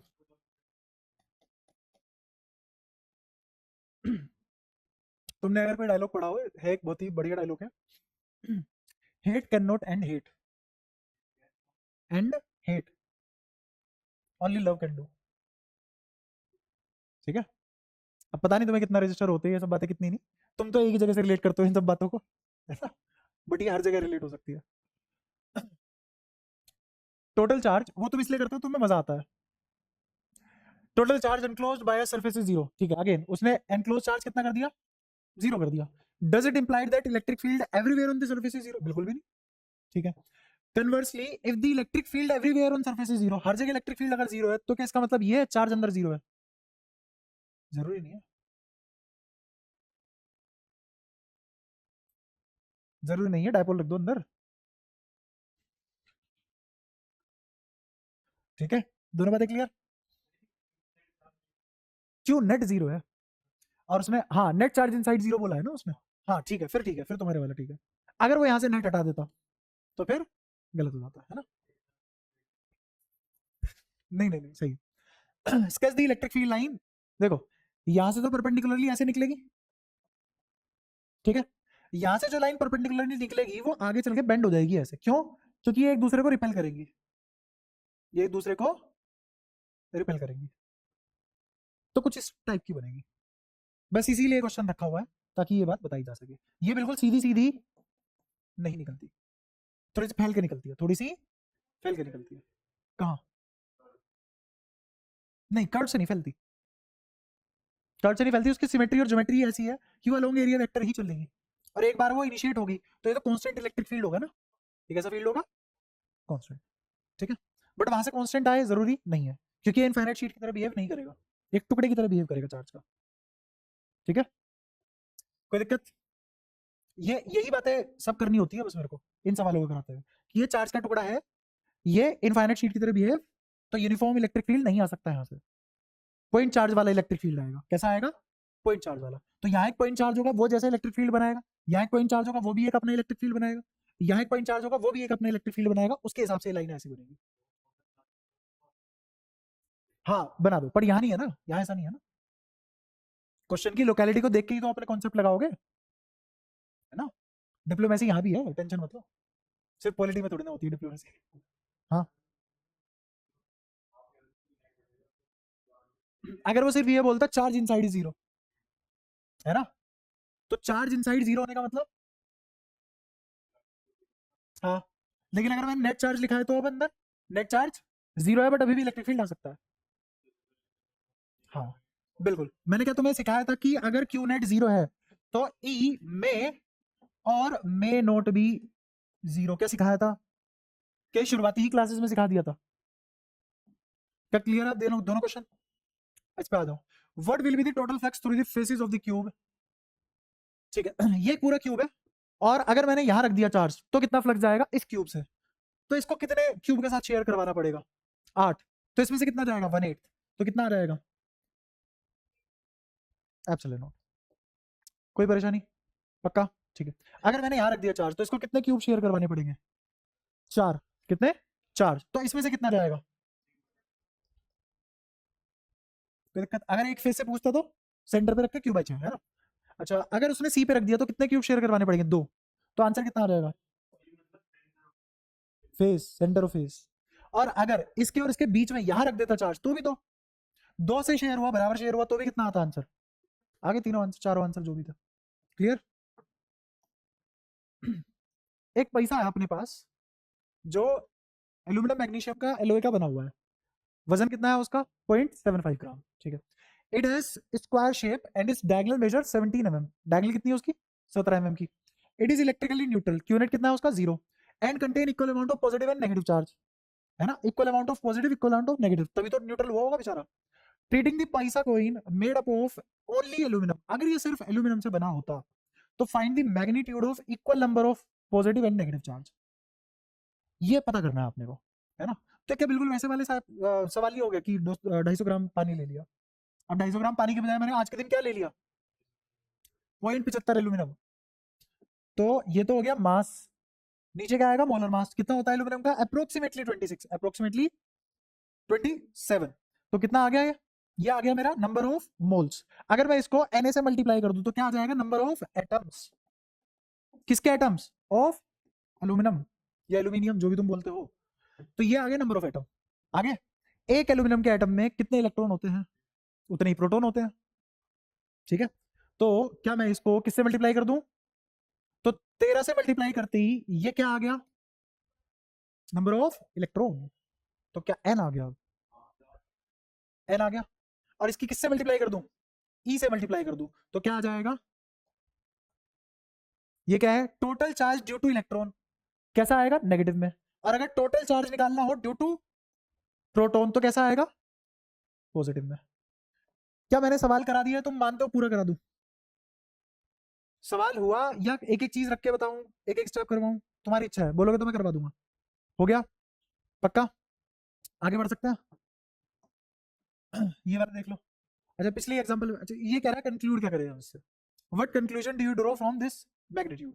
ये जो मैग्नीट्यूड आएगा नॉर्मल मैग्नीट्यूड नहीं होगा। नॉर्मल मतलब ये जो चार्ज आएगा ये बहुत बड़ा चार्ज होगा, ये इतना बड़ा चार्ज होगा कि हम मुश्किल ही अकोमोडेट कर पाए, है ना। तो बहुत बड़ा चार्ज हो जाता है, इसीलिए न्यूट्रल में रखते हैं हम चीजें। कैसे रखते हैं? और कुदरत ने खुद सारी की सारी चीजें कैसे रखी हुई है? न्यूट्रल। सोचो अगर 1% भी न्यूट्रलिटी डिस्टर्ब हो जाए तो पूरी धरती पे एक ही सेकंड में, एक सेकंड छोड़ो, 0.0001 सेकंड में पूरी धरती पे आग लग जाएगी उसी क्षण, साइमल्टेनियसली हर जगह। हर कोई अपना बम लेके घूम रहा है, रगड़ू रगड़ू रगड़ू, हाँ ले फ्रिक्शन, बूम। तो कंसीडर कॉइन, ठीक है, ऊपर वाला कॉइन कंसीडर किया इसने, electrically neutral, contain equal amount of positive and negative charge, ठीक है, वापस वही कहानी गा दी इसने। और मैग्नीट्यूड कितना आ गया इसका? 34.8 किलो कुलाम। किलो कुलाम बोले तो 30, हाँ 34.8 इंटू 10⁻4 कुलाम, ठीक है। हाँ हाँ रुक जा, हाँ कुछ कह रहा था। Suppose that these equal charge were concentrated in 2 point charge separated by, ठीक है। अगर मैं इनको चार्ज को, अभी तो इक्वली डिस्ट्रीब्यूटेड थे, समझ रहे ध्यान से, ये कुछ अच्छा कहना चाह रहा है, जो मैं बता रहा था ये वही उसी की बात करेगा, देखना। मैंने कहा कि ये सिक्का था स्क्वायर शेप का, स्क्वायर शेप का सिक्का था जिसमें चार्ज हर जगह फैला हुआ था, यूनिफॉर्मली डिस्ट्रीब्यूटेड था, और कैसा था? हेंस न्यूट्रल था। कैसा था? न्यूट्रल था। अब उसने कहा कि इसे न्यूट्रल मत रखो, इसे साले को सेपरेट कर दो, कुछ गुच्छा यहाँ पॉजिटिव का, कुछ गुच्छा यहाँ नेगेटिव का। समझ आया क्या कहना चाह रहा है वो? ठीक है। अब ये यूनिफॉर्मली डिस्ट्रीब्यूटेड चार्ज नहीं है, तो इस पे कितना मैग्नीट्यूड है? 34.8 इंटू 10⁻³ कुलाम। इस पे भी -34.8 इंटू 10⁻, सॉरी +3 कुलाम के सेपरेट हो गए चार्ज, ठीक है। सेपरेटेड, कितना सेपरेशन है? 1 सेंटीमीटर, है ना। तो अगर 1 सेंटीमीटर पे अगर मैं इनको सेपरेट कर दूं, कितने पे? 1 सेंटीमीटर पे, तो क्या फोर्स लगाएंगे? ये लिखवा सकते हो मेरे को?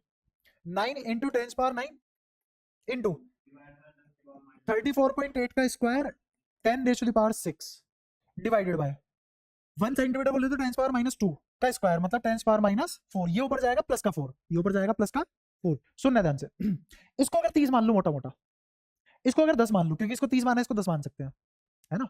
तो 10 इंटू 30 का स्क्वायर 900 इंटू 10 9000, तो 9 को अलग रखो, जीरो कितनी बन गई? कोई दिक्कत यहाँ तक? ठीक है। ये +4 ऊपर जाएगा तो कितनी जीरो होगी? 7। 9 और 6 15, 15 और 7 तो कितनी आ गई? जीरो। ये न्यूटन का फोर्स है, इतने न्यूटन का फोर्स चाहिए उनको ऐसे सेपरेट करने के लिए। वो कह रहा है कि अगर तुम्हें सेपरेटेड हुए मिल गए तो कितना फोर्स आएगा? इतना फोर्स आएगा। अगर ये सेपरेटेड हो गए तो कितना फोर्स बनेगा? इतना फोर्स बनेगा। तो इसका मतलब सेपरेट करने के लिए कितना फोर्स लगाया गया होगा? लगा सकते हैं, हमारी तो नहीं होगा, आज तक तो नहीं, पता नहीं होगी भी कि नहीं। तो एक सिक्के में न्यूट्रलिटी डिस्टर्ब करने का मतलब ये अंजाम है। ये तो सिक्के की बात हो रही है। अब सोचो आसपास हर जगह एटम ही एटम है, अगर कुछ मोल एटम की भी न्यूट्रलिटी डिस्टर्ब हो गई, गए, ओवर, नेक्स्ट मोमेंट ही सब ओवर। क्या? मैंने कभी नहीं, करने का मन तो करता है, पर यार मेरे में भी उतना है नहीं ना कुछ मैं कर पाऊँ, है ना। वरना जैसी तुम्हारी शक्लें दिखती है, तुम रिस्पॉन्स नहीं देते हो, मैं यार कर ही दो ये काम तो। इधर देखो, एक और सवाल, रिप्रेजेंट क्रिस्टल यूनिट। जहां तक है मेरे को लग रहा है ये पूछ रहा है कि इस वाले पे बाकी सबकी वजह से क्या फोर्स लगेगा? इस वाले पे बाकी सबकी वजह से जीरो, सब कट जाएंगे, वो है ना सिमेट्री, ठीक है। फिर वो कह रहा है कि अगर एक सीजम एटम हटा दूं तो कितना फोर्स लगेगा? क्या मैंने कराया हुआ ऐसा सवाल? बिल्कुल। मेरे को बताओ यहां से लेके यहां तक की दूरी कितनी होगी? क्या ये होगी a बाय, या फिर अगर इसकी डायगोनल को d मान लूं तो क्या d/2? कोई दिक्कत? ये साइड a है, ये साइड a है, तो डायगोनल कितनी होती है? √3 है, √3 होती है ना भाई। डायगोनल, क्यूब की डायगोनल, अगर क्यूब की साइड a है तो डायगोनल कितनी होती है? चाहो तो मैं प्रूव भी करा सकता हूँ, वेक्टर में भी कराया हुआ है, वेक्टर में भी कराया हुआ है, ठीक है। तो √3 आ गई इसकी डायगोनल। अगर साइड a है क्यूब की तो डायगोनल कितनी आएगी? √3 है, बट मुझे तो उसका आधा चाहिए। तो क्या एक की वजह से जो फोर्स लगेगा बाकी सब 7 की वजह से भी वही लग रहा होगा? तो किसी एक का निकाल लो, वही सब 7 भी लगा रहे होंगे। कौन सी एनालॉजी याद आ गई? हाँ क्विज लिया था जिसमें पेंटागन बनाया था, पॉलीगन भी बनाया था, अब मुझे नहीं पता तुम कितना पढ़ते हो। तो कितना आ जाएगा यहाँ से के, क्यू कितना, इन सभी 7 सीजियम का चार्ज या फिर किसी एक सीजियम का ले लो, डिवाइडेड बाय नीचे कितना आ जाएगा √3a/2 का होल स्क्वायर। इतना फोर्स लगेगा अगर एक सीजियम एटम गायब कर दोगे, क्योंकि इस सीजियम एटम की वजह से ये क्या था, neutral, zero, electric field zero था, इक्विलिब्रियम में था। एक हटने की वजह से मतलब क्या हुआ कि जितना साथ मिलके लगा रहे थे उतना एक अकेला लगा रहा था। अब जरूरी है यही वाला हटाओ, अगर ये वाला हटा देता तो क्या आंसर बदल जाता, सेम रहता, सेम रहता। बढ़े आगे, पक्का। अच्छा नीचे भी तो है ना एक, two charges q and -3 are placed on x axis separated by distance d, -3q और q चार्ज। ध्यान से सुनना, दो चार्ज है q और -3q, उनको किसी d दूरी पे फिक्स कर दिया गया, ठीक है। Where should third charge 2q be place such that it will not experience any force. क्या इस पे डिपेंड कर रहा है कुछ भी? और n कितना है, क्या ये अपोजिट नेचर के चार्ज है? अपोजिट नेचर के चार्ज में छोटे वाले की साइड आता है, और फॉर्मूला क्या बनता है, d/(n-1)। n कितना है बोलो, आगे आंसर कैलकुलेशन करके निकालना, मजा आ जाएगा तुम्हें, स्वाद ना आया तो, वरना एक सेकंड में आंसर आ रहा है, d/√3 - 1। कोई भी दिक्कत इस सवाल में? पक्का। अगर वो बोले पूरा सिस्टम इक्विलिब्रियम में आना चाहिए तो भी हो जाएगा क्या ये सवाल? तो भी हो जाएगा। वो पूछे चार्ज निकाल लो तीसरे वाले का मैग्नीट्यूड, अगर वो ना देता तुम्हें, बोल देता कोई मान लो अल्फा नाम का चार्ज रख दिया, अल्फा का मैग्नीट्यूड बताओ, तो क्या वो भी निकाल सकते थे? क्या सारी बातें क्लियर है? इससे बेटर किया हुआ है हमने। Two charge q and -3q are place, same है। इसमें बताओ, ए का इलेक्ट्रिक फील्ड, बी का इलेक्ट्रिक फील्ड, सी का इलेक्ट्रिक फील्ड, सबसे ज्यादा किस पे होगा चार्ज? चार्ज का मैग्नीट्यूड सबसे ज्यादा किसके पास होगा, ए के पास, बी के पास, सी के पास? तो सबसे ज्यादा इलेक्ट्रिक फील्ड लाइन किसके पास है? सी में सबसे ज्यादा निकल रही है। इससे कितनी निकल रही है, गिन लो, 1 2 3 4 5 6 7। इससे देखो 3 और 3 7 तो यही होगी, नीचे की बाकी कौन गिरेगा? तो पक्की बात है, क्लियरली सबसे ज्यादा चार्ज सी पे है, ठीक है। अच्छा, विच चार्ज आर पॉजिटिव, तो कौन सा पॉजिटिव है, ए और सी पॉजिटिव है, ये पॉजिटिव और ये पॉजिटिव, ठीक है। In which region of the picture could the electric field भी जीरो, इलेक्ट्रिक फील्ड कौन सी पिक्चर पे जीरो होगा? हाँ, ए के पास, बी के पास, सी के पास, या कहीं भी नहीं? मैं बताता हूँ, सुनना। के पॉजिटिव और पॉजिटिव है, दो सेम टाइप के, दो सेम नेचर के चार्ज के बीचों बीच का इक्विलिब्रियम पोजीशन लाई करती है, तो इन दोनों के बीच में यहाँ कहीं, इस लाइन पे कहीं तो इक्विलिब्रियम पोजीशन आएगी, और इक्विलिब्रियम पोजीशन मतलब वहां इलेक्ट्रिक फील्ड क्या आ गया, नियर।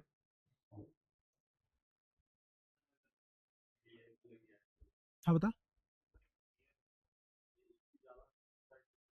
हाँ, छोटे वाले चार्ज की तरफ आता है ना इक्विलिब्रियम। हाँ, ठीक है, कोई दिक्कत?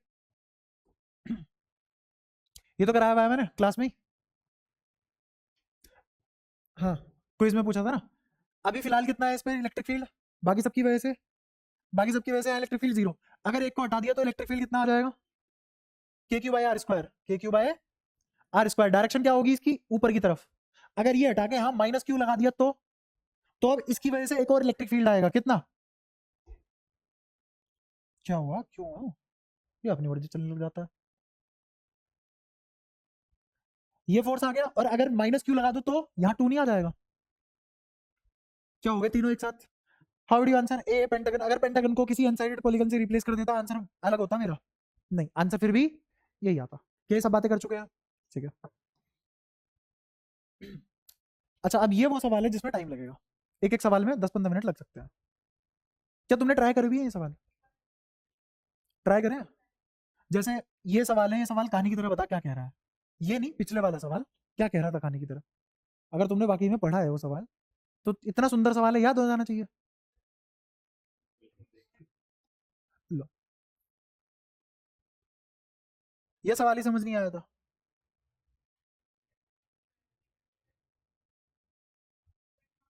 हम्म, कुछ समझ नहीं आया। मैं बताता हूँ, पूरे 12th की इलेक्ट्रोस्टैट का सबसे बढ़िया सवाल है, जो सरकार ऑफर कर सकती थी हमें, best, one of the best. ना आगे ना पहले, इससे बढ़िया कोई सवाल नहीं आएगा, ठीक है। इस सवाल के थ्रू मैं तुम्हें यूनिवर्स बनाना सिखा सकता हूँ। इस सवाल के through, how universe was formed in its initial stage, one of the theory मैं तुम्हें यहाँ मैथमेटिकली प्रूव करवा सकता हूँ इस सवाल के सारे, ठीक है। फिर इससे आगे जितने भी सवाल है वो सारे आसान ही है, थोड़े से कॉम्पिटिटिव है बट आसान है सारे, मुश्किल नहीं है। ये सारे सवाल तुमसे हो जाने चाहिए था आगे के। सिर्फ मैं यही सवाल एक्सपेक्ट करता हूँ जो तुमसे नहीं हुआ होगा, सिर्फ ये वाला। कहाँ गया? हाँ यही वाला। सिर्फ यही एक ऐसा सवाल है इकलौता जो मैं तुमसे एक्सपेक्ट करता हूँ नहीं हुआ होगा। बाकी जैसा मैंने पढ़ाया हुआ है सारे सवाल हो जाने चाहिए थे। कुछ भी मैं ऐसा इस्तेमाल नहीं कर रहा जो मैंने क्लास में ना कराया हो। और खुली छूट दे रहा हूँ, तुम इंटरनेशनल प्लेटफॉर्म पे चले जाओ, है ना। यूट्यूब पे तो आजकल ऐसे ऐसे बिलियनियर्स है ना भाई जिनके पास एजुकेशन सिस्टम है, ठीक है। तुम अपने स्कूल में चले जाओ, तुम अक्खा मार के ट्यूशन की ढूंढ लो, कोई एग्जाम्पलर ऐसे नहीं कराता जैसे मैं करा रहा हूँ कि एक क्वेश्चन लपेट दिया खुले में।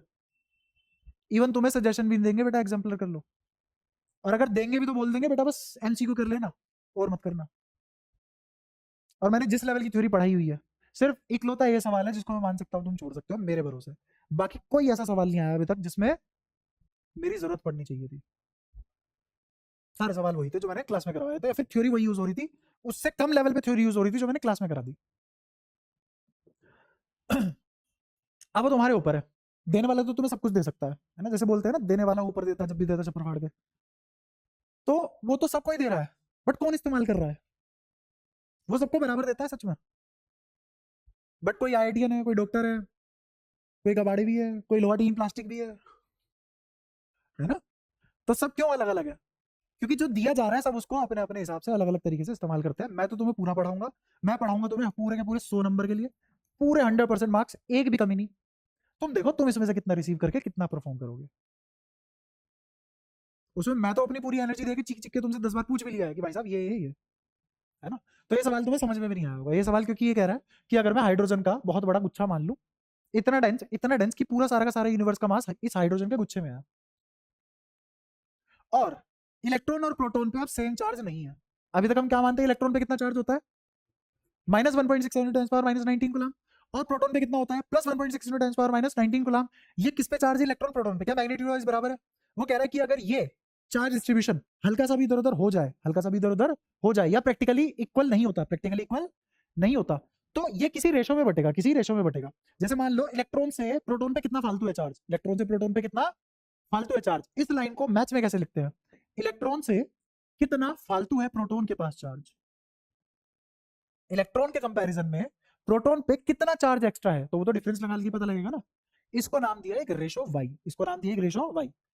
अगर ये वाई जीरो नहीं है, अगर ये वाई जीरो नहीं है, और यहां पे कोई मान लो छोटा सा एटम है कोई भी, है ना, तो तुम्हें ये प्रूफ करना है कि इसकी वेलोसिटी हमेशा ही दूरी के डायरेक्टली प्रोपोर्शनल होगी।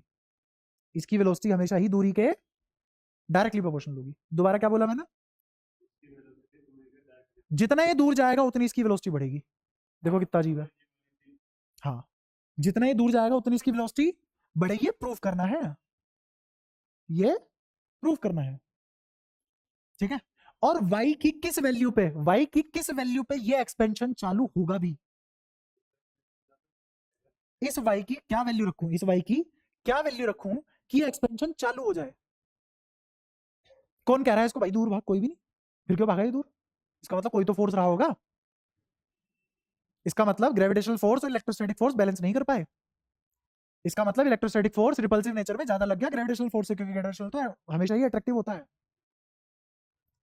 तो इसका मतलब मुझे गॉस थ्योरम से फोर्स की वैल्यू निकालनी है, ग्रेविटेशनल फोर्स की, मुझे गॉस थ्योरम से इलेक्ट्रोस्टैटिक फोर्स की वैल्यू निकालनी है, दोनों को इक्वेट करना है, इक्वेट करने के बाद y की वैल्यू आएगी। इसका मतलब वो क्रिटिकल कंडीशन है जहां पे, क्रिटिकल कंडीशन है जहां पे इलेक्ट्रोस्टैटिक फोर्स और ग्रेविटेशनल फोर्स बराबर हो चुके हैं। अब अगर इलेक्ट्रोस्टैटिक फोर्स हल्का सा भी फालतू हो गया, एक्सपेंशन चालू हो जाएगा। हाँ पूछ, क्या पूछ रहा? वाई नहीं, वाई डिस्टेंस नहीं है, वाई चार्जेस का रेशो है। वाई वो वैल्यू है, वाई वो वैल्यू है जिससे प्रोटॉन पे कितना टाइम्स ज्यादा मास, कितना टाइम्स ज्यादा चार्ज है इलेक्ट्रॉन के कंपैरिजन में। चार्ज ऑन प्रोटॉन हल्का सा, बहुत ही हल्का सा ज्यादा है, बहुत ही हल्का सा ज्यादा है किससे? इलेक्ट्रॉन से, है ना। तो इलेक्ट्रॉन के कंपैरिजन में प्रोटॉन पे कितना चार्ज एक्स्ट्रा है उसको तो ऐसे ही निकालेंगे ना। जैसे मैं बोलूं कि 10 लीटर में से 3 लीटर दूध गिर गया तो बचा कितना? 7। तो 10 में से कितना बचा है? 7। 10 के कंपैरिजन में कितना बचा है? 7। या फिर मेरे को 5 रुपए मेरे पास पहले से थे, अब मेरे को 2 रुपए फालतू मिल गए, तो मेरे पास कितने टाइम्स बढ़ गए पहले के मुकाबले? तो कैसे निकाला तुमने? ऐसे करके ही तो निकाला। या फिर मैं ये बोलूं कि जैसे मैंने दूध का एग्जांपल लिया, 3 लीटर गिर गया तो बचा कितना, क्या ऐसे ही तो निकालोगे? वही तो लिखा हुआ है देख, ऐसे ही तो निकालते हैं मल्टीपल में कंपैरिजन, इसको बोलते हैं comparison by division, Chhathi class का टॉपिक है रेशो प्रोपोर्शन। ठीक है, तो इलेक्ट्रॉन के कंपैरिजन में प्रोटॉन के पास कितना चार्ज एक्स्ट्रा है, वो है वाई। अब समझ आया वाई क्या है? इस वाई की वैल्यू कितनी रख दूं कि एक्सपेंशन चालू हो जाए? किसका? यूनिवर्स का। उसने नहीं बोला यूनिवर्स, बट ये एक थ्योरी है, और ये किसको सपोर्ट करती है? एक्सपेंशन ऑफ यूनिवर्स को। और फिर इसी थ्योरी से हम डिफरेंशियल इक्वेशन की जब सोल्यूशन निकालते हैं बड़ी क्लासेस में, हायर एजुकेशन में, तुम शायद नहीं निकालोगे, वो फॉरेन बुक्स वगैरह पढ़नी पड़ती है, स्प्रिंगर वगैरह की सीरीज आती है वो पढ़नी पड़ती है, तो वहाँ पे एक्जैक्टली वो तुम्हें वैल्यू भी निकलवाएगा। इसको रेडशिफ्ट बोला जाता है, जिसकी वेलोसिटी 10⁵ मीटर पर सेकंड है। हमारा universe each and every direction में, एवरी पॉसिबल डायरेक्शन में 10⁵ मीटर पर सेकंड से एक्सपेंड कर रहा है। अब भी हर सेकंड कर रहा है, करता जा रहा है जब से यूनिवर्स पैदा हुआ है, which is called as redshift. इसीलिए ऑब्जर्वेबल यूनिवर्स कम होता जा रहा है, क्योंकि रिलेटिव दूरी बढ़ती जा रही है। और अगर रिलेटिव दूरी बढ़ती जा रही है तो हमें कुछ टाइम बाद ऐसा महसूस होगा कि हमारे सोलर सिस्टम के अलावा यूनिवर्स में कुछ नहीं बचा, क्योंकि सब चीजें हमारे ऑब्जर्वेबल यूनिवर्स से बाहर चली जाएंगी, और हमें ऐसा लगेगा हम ही भगवान है। वो तो हमें अब भी लगता है। तो उस लेवल का सवाल है, ठीक है। और किसमें है? एग्जाम्पलर। किसमें है? अपने घर से मिला है, ठीक है। तो खैर ये सवाल भी हम करेंगे, बट अगेन ये सारे के सवाल जब तक तुम खुद से ट्राई नहीं करोगे तो तुम मुंह आगे खड़े रहोगे, और मैं तुमसे कुछ पूछूंगा तुम ऐ बोल दोगे बस। इसीलिए सारे ट्राई करके आना, ठीक है। और एक और शीट बची है, वो भी ट्राई करना। अब नेक्स्ट क्लास से मैं नेक्स्ट चैप्टर चालू करूंगा। मेरे को बताओ ये जो तुम्हारा बचा हुआ है कब कराऊं? हाँ, अगली क्लास से तो मैं नया चैप्टर शुरू करूंगा, क्योंकि तुम ना मान रहे हो, तुम्हारी स्पीड बढ़ने से रही। तो अगली क्लास से करूंगा मैं नेक्स्ट चैप्टर। अब तुम मुझे कोई टाइम दो जिसमें मैं तुम्हें बाकी बचे हुए क्वेश्चन करा दूं। अभी पीवाईक्यू भी बच रही है एक शीट। आज 3:30 बजे आया, बुलाया था, कौन आया 3:30 बजे? सिर्फ एक जना आया, ये। हाँ, सिर्फ एक जना आया, बाकी सब 4 बजे आए। क्लास 4 से शुरू हुई है, वो बेचारा आधा घंटा वेस्ट हुआ उसका।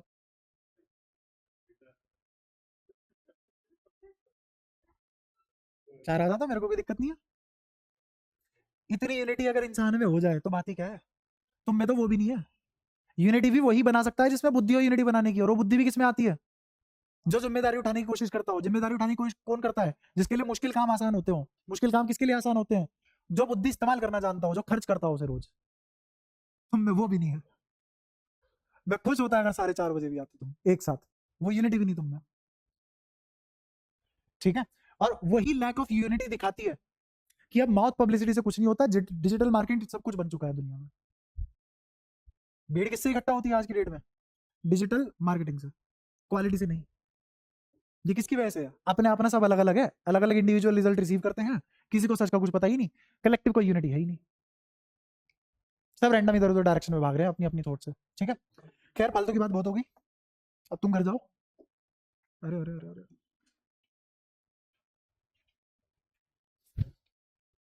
वैसे भी मैंने कौन से सॉल्यूशन लिखे थे? वीडियो है तुम्हारे पास, करना सब दोबारा, ठीक है। कचो भी से नहीं हुआ।